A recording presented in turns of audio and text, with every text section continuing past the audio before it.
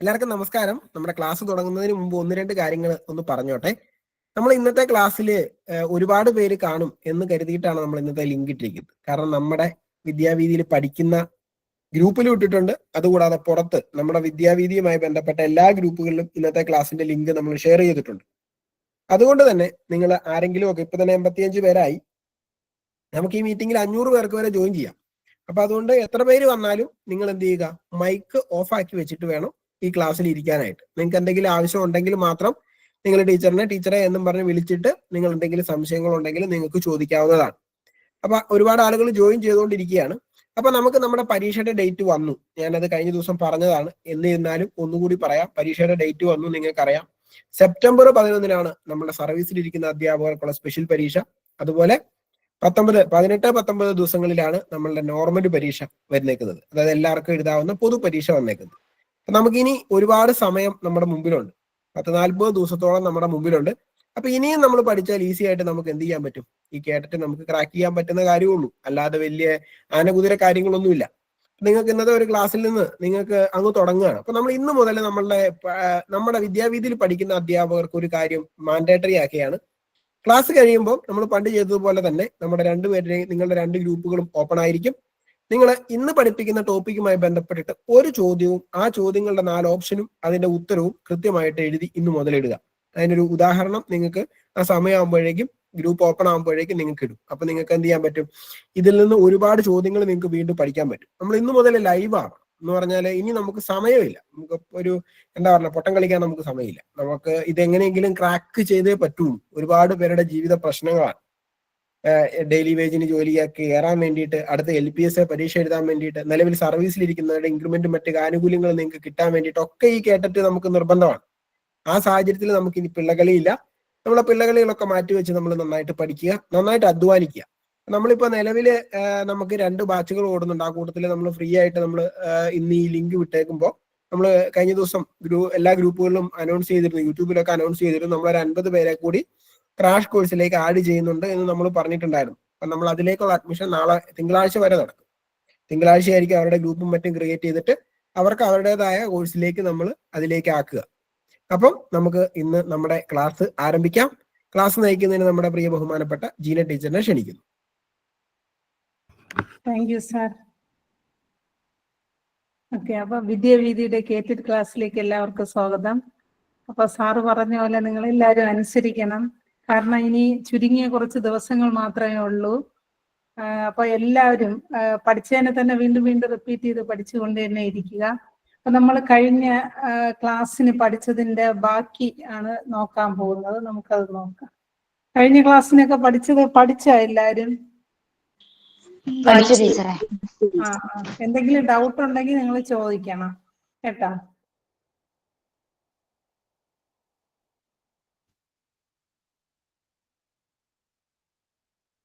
Slide കാണാൻ പറ്റുന്നുണ്ടോ? Okay, നമ്മൾ കഴിഞ്ഞ ക്ലാസ്സിന് പഠിച്ചതാണ് എന്താണ് ലിംഗങ്ങൾ അല്ലെ, ജെൻഡേഴ്സിനെ കുറിച്ചും ജെൻഡേഴ്സിനെ ഏതൊക്കെ രീതിയിലാണ് സമൂഹത്തിൽ ട്രീറ്റ് ചെയ്യുന്നതിനെ കുറിച്ചും ആയിട്ടുള്ള കുറച്ച് കാര്യങ്ങളാണ്, 8 കാര്യങ്ങളാണ് പഠിച്ചത്. പിന്നെ കുറച്ച് ക്വസ്റ്റ്യൻസും നോക്കി. ഇനി നമുക്ക് ഇന്ന് വളരെ പ്രധാനപ്പെട്ട 2 തിയറികളാണ് പഠിക്കാനുള്ളത്.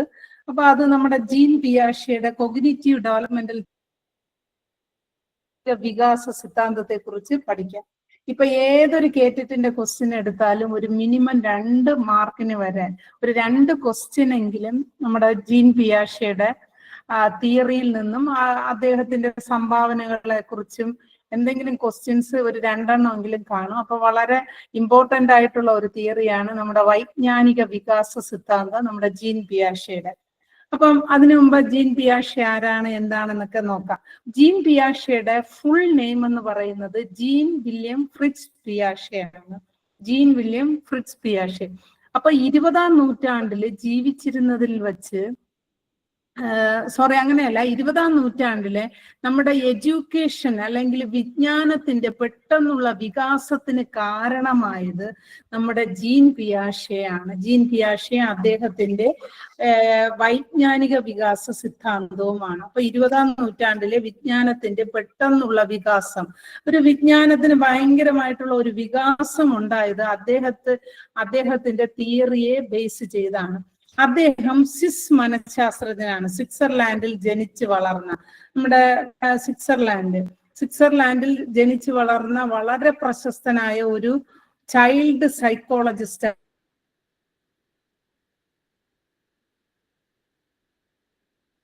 മനഃശാസ്ത്രജ്ഞൻ എന്ന പേരിൽ അറിയപ്പെടുന്നു. പിന്നെ വൈജ്ഞാനിക മനഃശാസ്ത്രജ്ഞൻ എന്ന് വെച്ചാൽ ബുദ്ധിപരമായ വികാസങ്ങളെ കുറിച്ചാണ് അദ്ദേഹം പഠിച്ചത്. പിന്നെ വികാസ ഘട്ടങ്ങളെ കുറിച്ചും പഠിച്ചത് കൊണ്ട് വികാസ മനഃശാസ്ത്രജ്ഞൻ എന്ന പേരിലും അറിയപ്പെടുന്നു. അപ്പം വളരെ പ്രധാനമായിട്ടുള്ളത് ശിശു മനഃശാസ്ത്രത്തിന്റെ പിതാവ് എന്ന പേരിൽ അറിയപ്പെടുന്നതും ആരെയാണ് തന്നെ പറഞ്ഞ് ശിശു മനഃശാസ്ത്രത്തിന്റെ പിതാവ് എന്ന പേരിൽ അറിയപ്പെടുന്നത് നമ്മുടെ ജീൻ പിയാഷെയാണ്. പിന്നെ അദ്ദേഹം കുട്ടികളുടെ ബുദ്ധിവികാസത്തിനാണ് പ്രാധാന്യം നൽകിയത്. കുട്ടികളുടെ ബുദ്ധിവികാസത്തെ കുറിച്ചാണ് ഭയങ്കരമായിട്ടുള്ള പഠനങ്ങളും പരീക്ഷണങ്ങളും അദ്ദേഹം നടത്തിയത്. അപ്പം നമ്മുടെ ശിശു മനഃശാസ്ത്രത്തിന്റെ പിതാവ് എന്ന പേരിൽ അദ്ദേഹത്തെ അറിയപ്പെടുന്നു. അദ്ദേഹം കൂടുതലായിട്ട് കുട്ടികളുടെ ബുദ്ധിവികാസത്തെ കുറിച്ചാണ് പഠനങ്ങൾ നടത്തിയത്. അദ്ദേഹത്തെ വൈജ്ഞാനിക മനഃശാസ്ത്രജ്ഞനെന്നും വികാസ മനഃശാസ്ത്രജ്ഞനെന്നും പറയുന്നു. അദ്ദേഹത്തിന്റെ തിയറിയുടെ സിദ്ധാന്തത്തിന്റെ പേരാണ് എന്താണ്? വൈജ്ഞാനിക വികാസ സിദ്ധാന്തം. അടുത്ത് പിയാഷെയുടെ സിദ്ധാന്തത്തെ ജെനറ്റിക് എപ്പിസ്റ്റമോളജി എന്ന പേരിൽ അറിയപ്പെടുന്നു. നമ്മൾ വൈജ്ഞാനിക വികാസ സിദ്ധാന്തം എന്ന് പറയുന്നത് പോലെ നമ്മൾ ജെനറ്റിക് എപ്പിസ്റ്റമോളജി എന്ന പേരിലാണ് പൊതുവെ അദ്ദേഹത്തിന്റെ സിദ്ധാന്തത്തെ അറിയപ്പെടുന്നത്. Genetic epistemology. എന്താണ് എപ്പിസ്റ്റമോളജി? യാഥാർത്ഥ്യങ്ങളെ കുറിച്ചുള്ള പഠനം. തെറ്റ്. അല്ല, ഒരു മിനിറ്റ്. അറിവ്, മൂല്യങ്ങളെ കുറിച്ച്. അതെ. ഞാൻ പറഞ്ഞു EK നയനാർ എന്നൊക്കെ ഓർത്തിരിക്കണമെന്ന്. എപ്പിസ്റ്റമോളജി എന്ന് വെച്ചാൽ നോളജ്, അറിവിനെ കുറിച്ചുള്ള പഠനത്തെയാണ് എപ്പിസ്റ്റമോളജി. അപ്പൊ ജെനറ്റിക്സ് എന്ന് പറഞ്ഞാൽ എന്താണ്? അതും പഠിപ്പിച്ചതാണ്. എന്താണ് ജെനറ്റിക്സ്?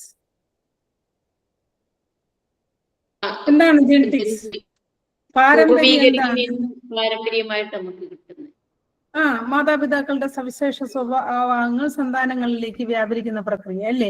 അതിനെയാണ് പാരമ്പര്യം. അപ്പൊ ഈ പാരമ്പര്യമായിട്ട് ഉണ്ടാകുന്ന അറിവിനെ കുറിച്ചാണ് അദ്ദേഹം കൂടുതലായിട്ട്, അറിവെന്ന് വെച്ചാൽ വൈജ്ഞാനികം ബുദ്ധിപരമായ കാര്യങ്ങളെ കുറിച്ചാണ് അദ്ദേഹം പഠിച്ചത്. അതുകൊണ്ട് അദ്ദേഹത്തിന്റെ സിദ്ധാന്തത്തെ ജെനറ്റിക് എപ്പിസ്റ്റമോളജി എന്ന പേരിൽ അറിയപ്പെടുന്നു. പിന്നെ അദ്ദേഹം വളരെ പ്രശസ്തനായ ഒരു ജീവശാസ്ത്രജ്ഞൻ കൂടിയായിരുന്നു. ബയോളജിസ്റ്റ് കൂടെ ആയിരുന്നു, വളരെ പ്രശസ്തനായ. പിന്നെ കുട്ടികളെ അദ്ദേഹം വിളിച്ചത് കൊച്ചു ശാസ്ത്രജ്ഞരെന്നാണ്. കുട്ടികളെ അദ്ദേഹം വിളിച്ചത് ലിറ്റിൽ സയന്റിസ്റ്റ് അല്ലെങ്കിൽ കൊച്ചു ശാസ്ത്രജ്ഞരെന്നാണ് അദ്ദേഹം വിളിച്ചത്. പിന്നെ ശിശു കേന്ദ്രീകൃത വിദ്യാഭ്യാസത്തിന് ഓപ്പൺ എഡ്യൂക്കേഷനും പ്രാധാന്യം നൽകി. അപ്പൊ കുട്ടികൾക്കാണ് അദ്ദേഹം എന്താണ് കൂടുതലായിട്ട് പ്രാധാന്യം നൽകിയത്? ശിശു കേന്ദ്രീകൃത വിദ്യാഭ്യാസത്തിനും പിന്നെ എന്താണ് ഓപ്പൺ എഡ്യൂക്കേഷൻ, നമുക്ക് ഇഷ്ടമുള്ളപ്പോൾ പഠിച്ചാൽ മതി, അതിനാണ് ഇമ്പോർട്ടന്റ് നൽകിയത്. പിന്നെ അദ്ദേഹത്തിന്റെ സിദ്ധാന്തത്തെ പറയുന്ന പേരാണ് വൈജ്ഞാനിക വികാസ സിദ്ധാന്തം എന്നും വികാസഘട്ട സിദ്ധാന്തം എന്ന പേരിലും അറിയപ്പെടുന്നു. അപ്പം പിയാഷെയുടെ സിദ്ധാന്തത്തെ പൊതുവെ ജെനറ്റിക് എപ്പിസ്റ്റമോളജി എന്നാണ് പറയുന്നത്.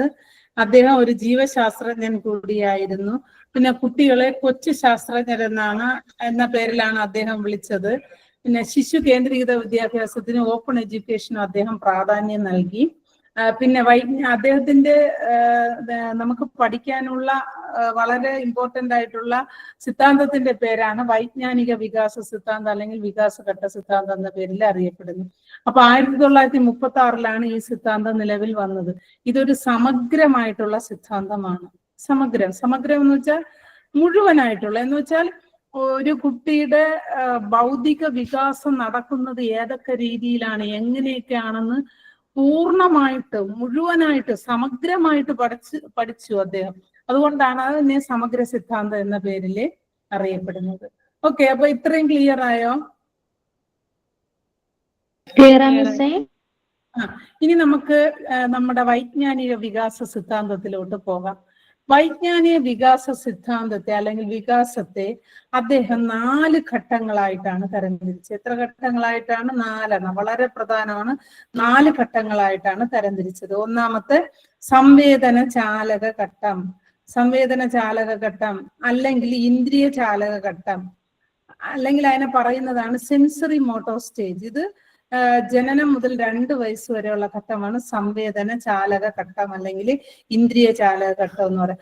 അടുത്തത് പ്രാഗ്മനോ വ്യാപാര ഘട്ടം അല്ലെങ്കിൽ പ്രീ ഓപ്പറേഷൻ സ്റ്റേജ് 2 വയസ്സ് മുതൽ 7 വയസ്സ് വരെയാണ്. അടുത്ത മൂർത്ത മനോവ്യാപാര ഘട്ടം, കോൺക്രീറ്റ് ഓപ്പറേഷൻ സ്റ്റേജ് 7 വയസ്സ് മുതൽ 11 വയസ്സ് വരെ. അടുത്ത ഔപചാരിക മനോവ്യാപാര ഘട്ടം, ഫോർമൽ ഓപ്പറേഷൻ സ്റ്റേജ് 11 വയസ്സ് മുതൽ അഡൽട്ട്ഹുഡ് വരെയാണ്. അപ്പം അദ്ദേഹത്തിന്റെ വൈജ്ഞാനിക വികാസ ഘട്ടത്തെ അദ്ദേഹം എത്രയായിട്ട് തരംതിരിച്ചു? 4ആയിട്ടാണ് തരംതിരിച്ചത്. സംവേദന ചാലക ഘട്ടമെന്നും ഇന്ദ്രിയ അല്ലെങ്കിൽ ഇന്ദ്രിയ ചാലക ഘട്ടം, പ്രാഗ്മനോ വ്യാപാര ഘട്ടം, മൂർത്ത മനോവ്യാപാര ഘട്ടം, ഔപചാരിക. അപ്പൊ ഈ 4 ഘട്ടങ്ങളെ കുറിച്ചുള്ള 4 ഘട്ടങ്ങളിൽ കുട്ടികൾക്ക് നടക്കുന്ന എന്തൊക്കെ മാറ്റങ്ങളാണ്, ബുദ്ധിപരമായിട്ടുള്ള വികാസങ്ങളാണ്, അല്ലെങ്കിൽ എന്തൊക്കെ സ്വഭാവ സവിശേഷതകളാണ് ഉണ്ടാകുന്നതെന്നാണ് നമുക്ക് പഠിക്കേണ്ടത്. അപ്പൊ ഒന്നാമത്തെ ഘട്ടമാണ് സംവേദക ചാലക ഘട്ടം, സംവേദന ചാലക ഘട്ടം അല്ലെങ്കിൽ ഇന്ദ്രിയ ചാലക ഘട്ടം, അല്ലെങ്കിൽ അതിനെ സെൻസറി മോട്ടോർ സ്റ്റേജ് എന്നാണ് പറയുന്നത്. ഈ സ്റ്റേജ് ജനനം മുതൽ 2 വയസ്സ് വരെ വളരെ പ്രധാനമാണ്. നമ്മുടെ പിയാഷയുടെ 4 ഘട്ടം പഠിക്കുമ്പോഴും ഓരോ ഘട്ടം എത്ര വയസ്സ് മുതൽ എത്ര വയസ്സ് വരെയാണെന്ന് പഠിക്കണം. വളരെ ഇമ്പോർട്ടന്റ് ആണ്. നമ്മുടെ പിന്നെ ബ്രൂണറുടെ തിയറിയൊക്കെ വെച്ച് നോക്കുമ്പോൾ ബ്രൂണർ പഠിച്ചില്ല, നമുക്ക് പഠിക്കണം. ബ്രൂണർ ഏജിന് ഡിഫറൻസ് നൽകിയില്ല. കുട്ടികൾക്ക് ഓരോ കാലഘട്ടത്തിൽ ബുദ്ധിവികാസം ഉണ്ടാകുന്നു എന്നാണ് പറഞ്ഞത്. എന്നാൽ നമ്മുടെ പിയാഷെ പറഞ്ഞത് ഇത്ര വയസ്സ് മുതൽ ഇത്ര വയസ്സ് വരെ ഇന്ന കാര്യങ്ങൾ കുട്ടികൾക്ക് എന്താണ് ഭൗതികപരമായ അല്ലെ ബുദ്ധിപരമായ വികാസങ്ങൾ ഉണ്ടാകുന്നു എന്നാണ് നമ്മുടെ പിയാഷെ പറഞ്ഞത്. അതുകൊണ്ട് നിങ്ങൾ കറക്റ്റായിട്ട് ഓരോ കാലഘട്ടം, ഈ ഫസ്റ്റ് സ്റ്റേജിന്റെ കാലഘട്ടം ഓർത്ത് വച്ചിരിക്കണം. അതുപോലെ എല്ലാ കാലഘട്ടവും വളരെ പ്രധാനമാണ്. 0 to 2 years വരെയാണ് ഇത് നമ്മുടെ ഫസ്റ്റ് സ്റ്റേജ്. ഓക്കെ, അറിവ് നേടുന്നത് സംവേദനം, ചലനം എന്നിവയിലൂടെയാണ്. അപ്പൊ നമ്മുടെ ഇന്ദ്രിയ ചാലഘട്ടത്തിൽ അറിവ് നേടുന്നത് സംവേദനം, ചലനം. നമുക്കറിയാം സെൻസേഷൻ, അടുത്ത മൂവ്മെന്റ്, വസ്തുക്കൾ ഇങ്ങനെ ചലിക്കുമ്പം ഇതിന് ജീവനുണ്ട്, എന്തോ പ്രത്യേകതയുണ്ട് എന്ന് മനസ്സിലാക്കുന്നത് എല്ലാം ഈ കാലഘട്ടത്തോടെയാണ്. പിന്നെ പെട്ടെന്നുള്ള ശാരീരിക വളർച്ച, പിന്നെ അതുപോലെ തന്നെ മാനസിക വളർച്ച ഉണ്ടാകുന്നു. പെട്ടെന്നുള്ള ശാരീരിക വളർച്ചയും മാനസിക വളർച്ചയും എന്താണോ ഉണ്ടാകുന്നു. ചുറ്റുപാടിൽ നിന്ന് കാര്യങ്ങൾ നോക്കി, ആ കുട്ടി ജീവിക്കുന്ന ചുറ്റുപാടിൽ നിന്നുള്ള കാര്യങ്ങളെല്ലാം നോക്കി പഠിക്കുന്നു. പിന്നെ മറ്റുള്ളവരെ അനുകരിക്കാൻ, ചെറുതായിട്ട് അനുകരിക്കാനൊക്കെ പഠിക്കുന്നു. പിന്നെ ചില സംഭവങ്ങൾ ചില കാര്യങ്ങളെല്ലാം ഓർത്ത് വയ്ക്കാൻ, ചെറുതായിട്ട് ഓർത്ത് വയ്ക്കാൻ പഠിക്കുന്നു. പിന്നെ ഈ കാലഘട്ടത്തിൽ ഭാഷയ്ക്ക് പ്രാധാന്യമേ അല്ല. ഞാൻ ഭാഷ പഠിപ്പിച്ചപ്പോഴേ പറഞ്ഞു, ഭാഷയ്ക്ക് പ്രാധാന്യം നൽകിയ ഭാഷയുടെ പിതാവെന്ന പേരിൽ അറിയപ്പെടുന്നത് ആരെയാണ്? Noam Chomsky. അതുപോലെ തന്നെ ഭാഷയ്ക്ക് പ്രാധാന്യം നൽകിയ മനഃശാസ്ത്രജ്ഞന്മാരാണ് നിങ്ങൾക്ക് പഠിക്കാനുള്ളതിൽ ഇമ്പോർട്ടന്റ് ആയിട്ടുള്ളവരാണ്. നമ്മുടെ ആരാണ്? വൈഗോസ്കി, പിയാഷെ, ബ്രൂണർ. ഇവരെല്ലാം ഭാഷയ്ക്ക് എന്താണ് പ്രാധാന്യം നൽകിയവരാണ്. പക്ഷെ ഏറ്റവും കൂടുതൽ ഭാഷയെ കൈകാര്യം ചെയ്യുന്നതും ഭാഷയുടെ കാര്യങ്ങളെല്ലാം പഠിച്ചത് നമ്മുടെ നോം ചോംസ്കിയാണ്. അപ്പോൾ നിങ്ങൾ ക്വസ്റ്റ്യൻ അനുസരിച്ച് അത് നോക്കണം. ഏറ്റവും നിങ്ങൾ ഭാഷയെന്ന് മനസ്സിൽ ഓർക്കുമ്പോഴേ നോം ചോംസ്കിയെ തന്നെയാണ് ഓർക്കേണ്ടത്. പക്ഷെ ക്വസ്റ്റ്യൻ ഓപ്ഷനും അനുസരിച്ച് നിങ്ങൾ എന്ത് ചെയ്യുക? ആൻസർ എഴുതണം. അപ്പം ഇന്ദ്രിയ ചാലഘട്ടം അല്ലെങ്കിൽ സംവേദന ചാലഘട്ടത്തിൽ ഭാഷ ഇല്ല എന്ന് വെച്ചാൽ കുട്ടി എന്തെങ്കിലും ഒക്കെ പറയും. നമ്മൾ പറഞ്ഞില്ലേ, എന്തെങ്കിലും ചെറിയ വാക്കുകൾ, അർത്ഥങ്ങളില്ലാത്ത ചില പദങ്ങളും വാക്കുകളും, അതൊക്കെയാണ് നമ്മുടെ ഈ ഇന്ദ്രിയ ചാലഘട്ടത്തിൽ കുട്ടി ഉപയോഗിക്കുന്നത്. പിന്നെ ഇന്ദ്രിയ ചാലഘട്ടത്തിന്റെ ഏറ്റവും പ്രധാനപ്പെട്ട ഒരു പ്രത്യേകതയാണ് വസ്തുസ്ഥൈര്യം ആർജിക്കുന്നു. ഒരുപാട് പ്രാവശ്യം പരീക്ഷയ്ക്ക് ചോദിച്ചിട്ടുള്ളതാണ്. വസ്തുസ്ഥൈര്യം ആർജിക്കുന്നു. വസ്തുസ്ഥൈര്യം എന്ന് പറഞ്ഞാല് ഇപ്പൊ നമുക്കറിയാം ഈ എന്താണ് ഈ പിക്ചർ വെച്ച് നിങ്ങൾക്കൊന്ന് പറഞ്ഞു തരാം. ഇപ്പൊ കുട്ടിയുടെ ഫ്രണ്ടിൽ ഒരു ഡോൾ ഇരിക്കുകയാണ്. കുട്ടി ഒരു ഡോളുമായിട്ട് എന്ത് ചെയ്യാണ്, കളിക്കുകയാണ്. കളിച്ചുകൊണ്ടിരുന്ന് കളിച്ച് ചിരിച്ച് അങ്ങനെ ഇരിക്കുകയാണ്. പക്ഷെ എന്നിട്ട് എന്ത് ചെയ്തു, ഒരു കാർഡ്ബോർഡോ എന്തെങ്കിലും എടുത്ത് ആ ഡോളിനെ മറയ്ക്കുകയാണെങ്കിൽ എന്ത് ചെയ്യുന്നു, കുട്ടിക്കറിയാം അപ്പുറത്ത് എന്താണുണ്ട്, എന്റെ ഡോള് ഉണ്ട് എന്നുള്ള ഒരു അറിവ് കുട്ടിക്ക് ഉണ്ടാകുന്നു. ഇപ്പൊ ഒരു പേപ്പറോ എന്തെങ്കിലും വെച്ച് അതിനെ അല്ലെങ്കിൽ അവിടെ നിന്ന് എടുത്താലും എന്താണ് ആ വസ്തു അവിടെ ഉണ്ടെന്ന് കുട്ടിക്ക് ഉള്ള ഒരു ധാരണയാണ്, ഒരു ഇതിനെയാണ് out of site out of mind. അതാണ് അതിനെ കറക്റ്റ് അതിന്റെ മീനിങ് വസ്തുസ്ഥൈര്യത്തിന്റെ. നമ്മുടെ കണ്ണിൽ നിന്ന് മറഞ്ഞാലും നമ്മുടെ മനസ്സിൽ എന്ത് ചെയ്യും, അതിനെക്കുറിച്ചുള്ള ഭയങ്കര ആ ഒരു ചിന്ത ഉണ്ട്. ഇപ്പൊ ചില കാര്യങ്ങൾ നമുക്കറിയാം, ചില ഡ്രസ്സ് അല്ലെങ്കിൽ ചില ഹെയർ സ്റ്റൈലുകൾ അല്ലെങ്കിൽ ചിലവരുടെ പേഴ്സണാലിറ്റി, ചിലവരുടെ സംസാരം പെട്ടെന്ന് കേട്ട് മറഞ്ഞാൽ തന്നെയും നമുക്ക് കുറെ കാലങ്ങൾ നമ്മുടെ മൈൻഡിൽ എന്ത് ചെയ്യും, അത് നിലനിൽക്കും. അപ്പം ആ ഒരു കാര്യം നമ്മുടെ ഇന്ദ്രിയ ചാലഘട്ടത്തോടു കൂടിയാണ് മനുഷ്യരിൽ എന്ത് ചെയ്യുന്നത്, ഉണ്ടാകുന്നതെന്നാണ് പറഞ്ഞത്. പിന്നെ 6 മാസം കഴിഞ്ഞിട്ടാണ് ഈ വസ്തുസ്ഥൈര്യം ആർജിക്കുന്നത്.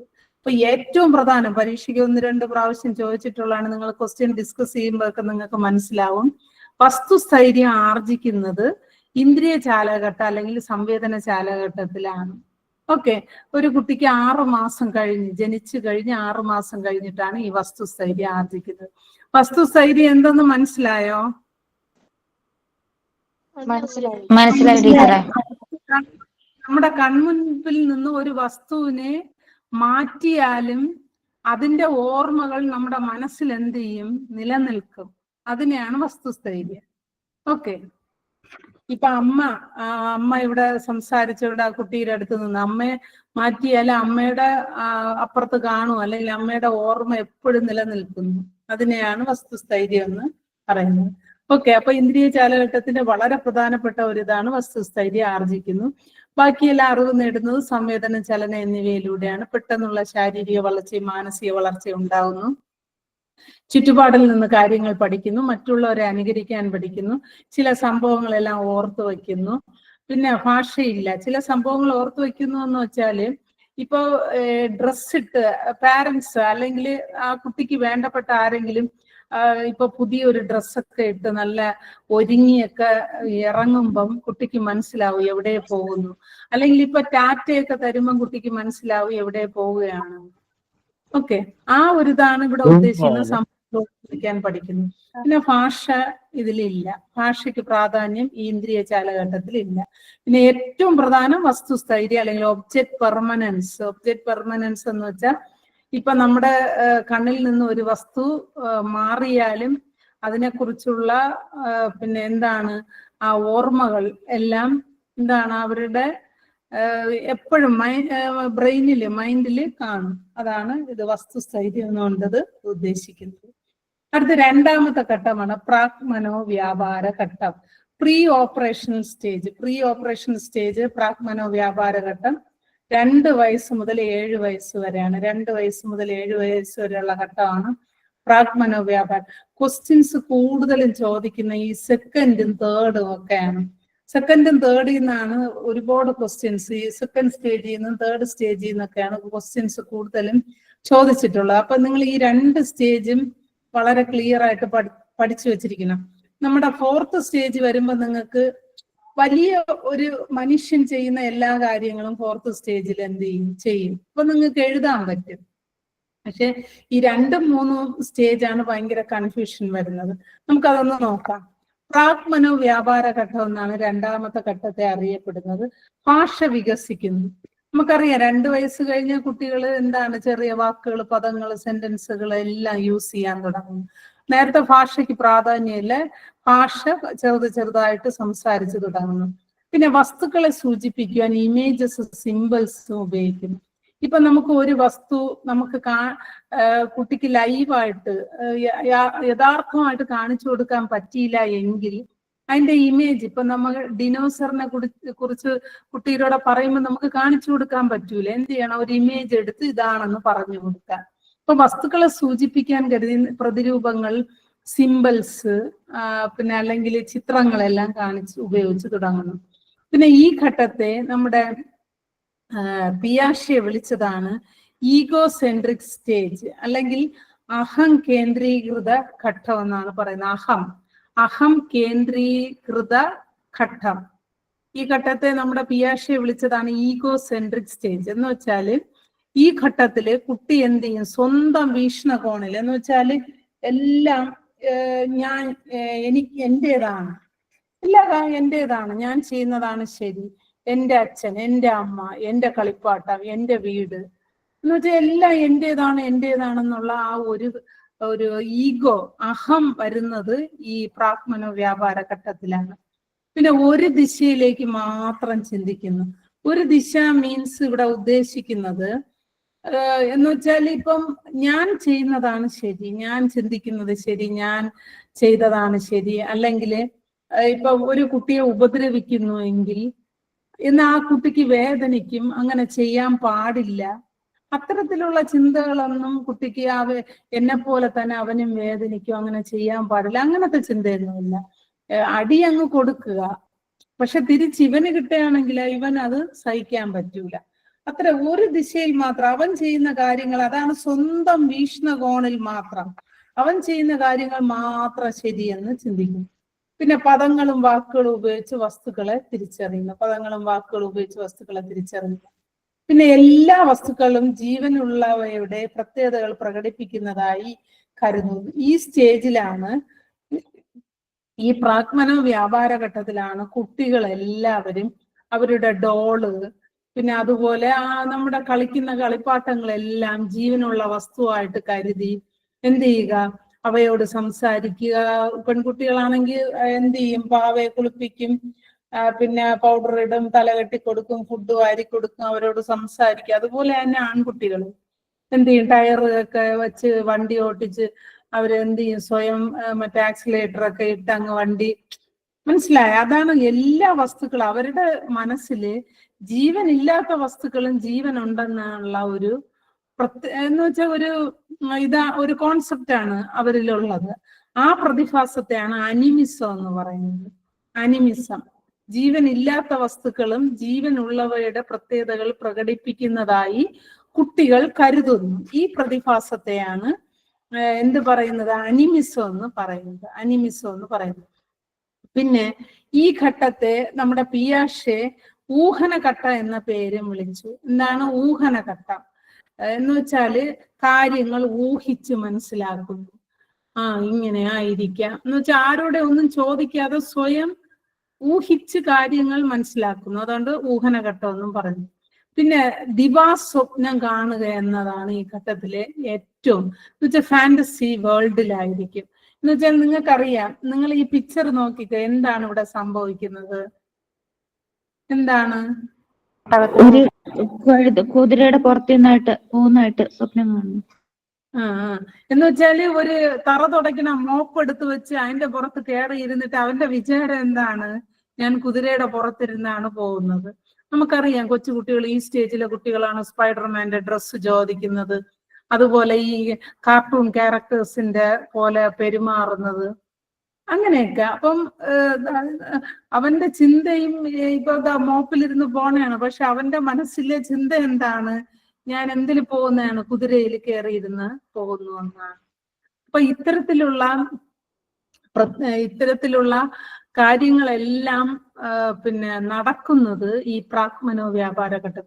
ഇങ്ങനെ ഈ കാര്യങ്ങൾ വഴിയാണ് കുട്ടികളുടെ ബുദ്ധിവികാസങ്ങൾ ഉണ്ടാവുന്നത്. പിന്നെ ആകാംക്ഷ വർദ്ധിക്കുന്നു. എന്ന് വെച്ചാല് അറിയണം, പുതിയ പുതിയ കാര്യങ്ങളെ കുറിച്ച് അറിയണം.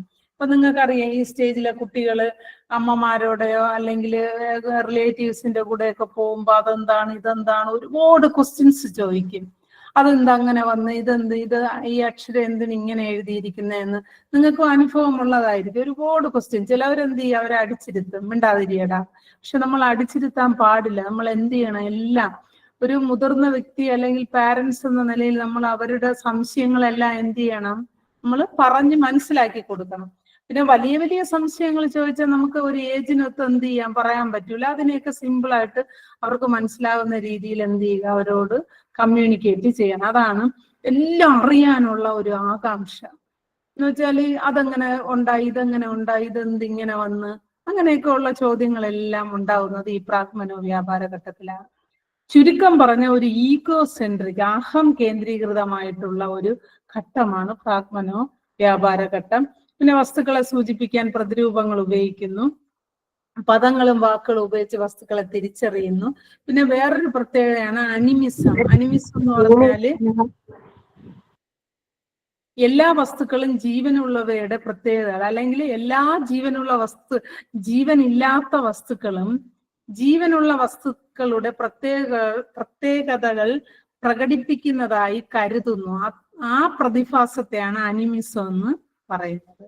പിന്നെ ഊഹനഘട്ടമെന്നും അദ്ദേഹം പേര് വിളിച്ചു. പിന്നെ ഫാന്റസി വേൾഡ്, കുട്ടികൾ ഏറ്റവും കൂടുതൽ ഈ പിന്നെ എന്താണ് ഒരു ദിവാസ്വപ്നം, അല്ലെങ്കിൽ പിന്നെ എന്ന് വെച്ചാല് നമ്മൾ നടക്കാൻ പറ്റാത്ത ഒരു പിന്നെ വേൾഡിലായിരിക്കും അവരെന്ത് ചെയ്യുന്നത്, ജീവിക്കുന്നത്.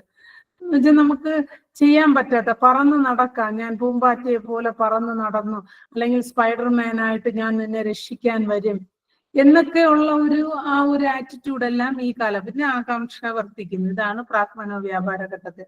അപ്പൊ നമ്മൾ പഠിച്ചു, ഒന്ന് ഇന്ദ്രിയ ചാലകഘട്ടത്തിൽ ജനനം മുതൽ 2 വയസ്സ് വരെയാണ്. പ്രാഗ്മനോ വ്യാപാര ഘട്ടം വരുമ്പോൾ 2 വയസ്സ് മുതൽ 7 വയസ്സ് വരെയാണ്. അടുത്ത ഘട്ടമാണ് മൂർത്തമനോ വ്യാപാര ഘട്ടം. മൂർത്തമനോ വ്യാപാര ഘട്ടം യുക്തിപൂർവം ചിന്തിക്കാൻ തുടങ്ങുന്ന ഘട്ടമാണ് മൂർത്തമനോ വ്യാപാര ഘട്ടം. ഇത് 7 വയസ്സ് മുതൽ 11 വയസ്സ് വരെയാണ്. ഈ ഘട്ടം എത്ര വയസ്സ് മുതൽ? 7 വയസ്സിൽ തുടങ്ങി 11 വയസ്സാവുമ്പോഴത്തേക്ക് ഈ കാലഘട്ടം എന്ത് ചെയ്യുന്നു, നിൽക്കുന്നു. അപ്പൊ ഈ ഘട്ടത്തില് വളരെ പ്രത്യേകതയാണ് യുക്തിപൂർവം.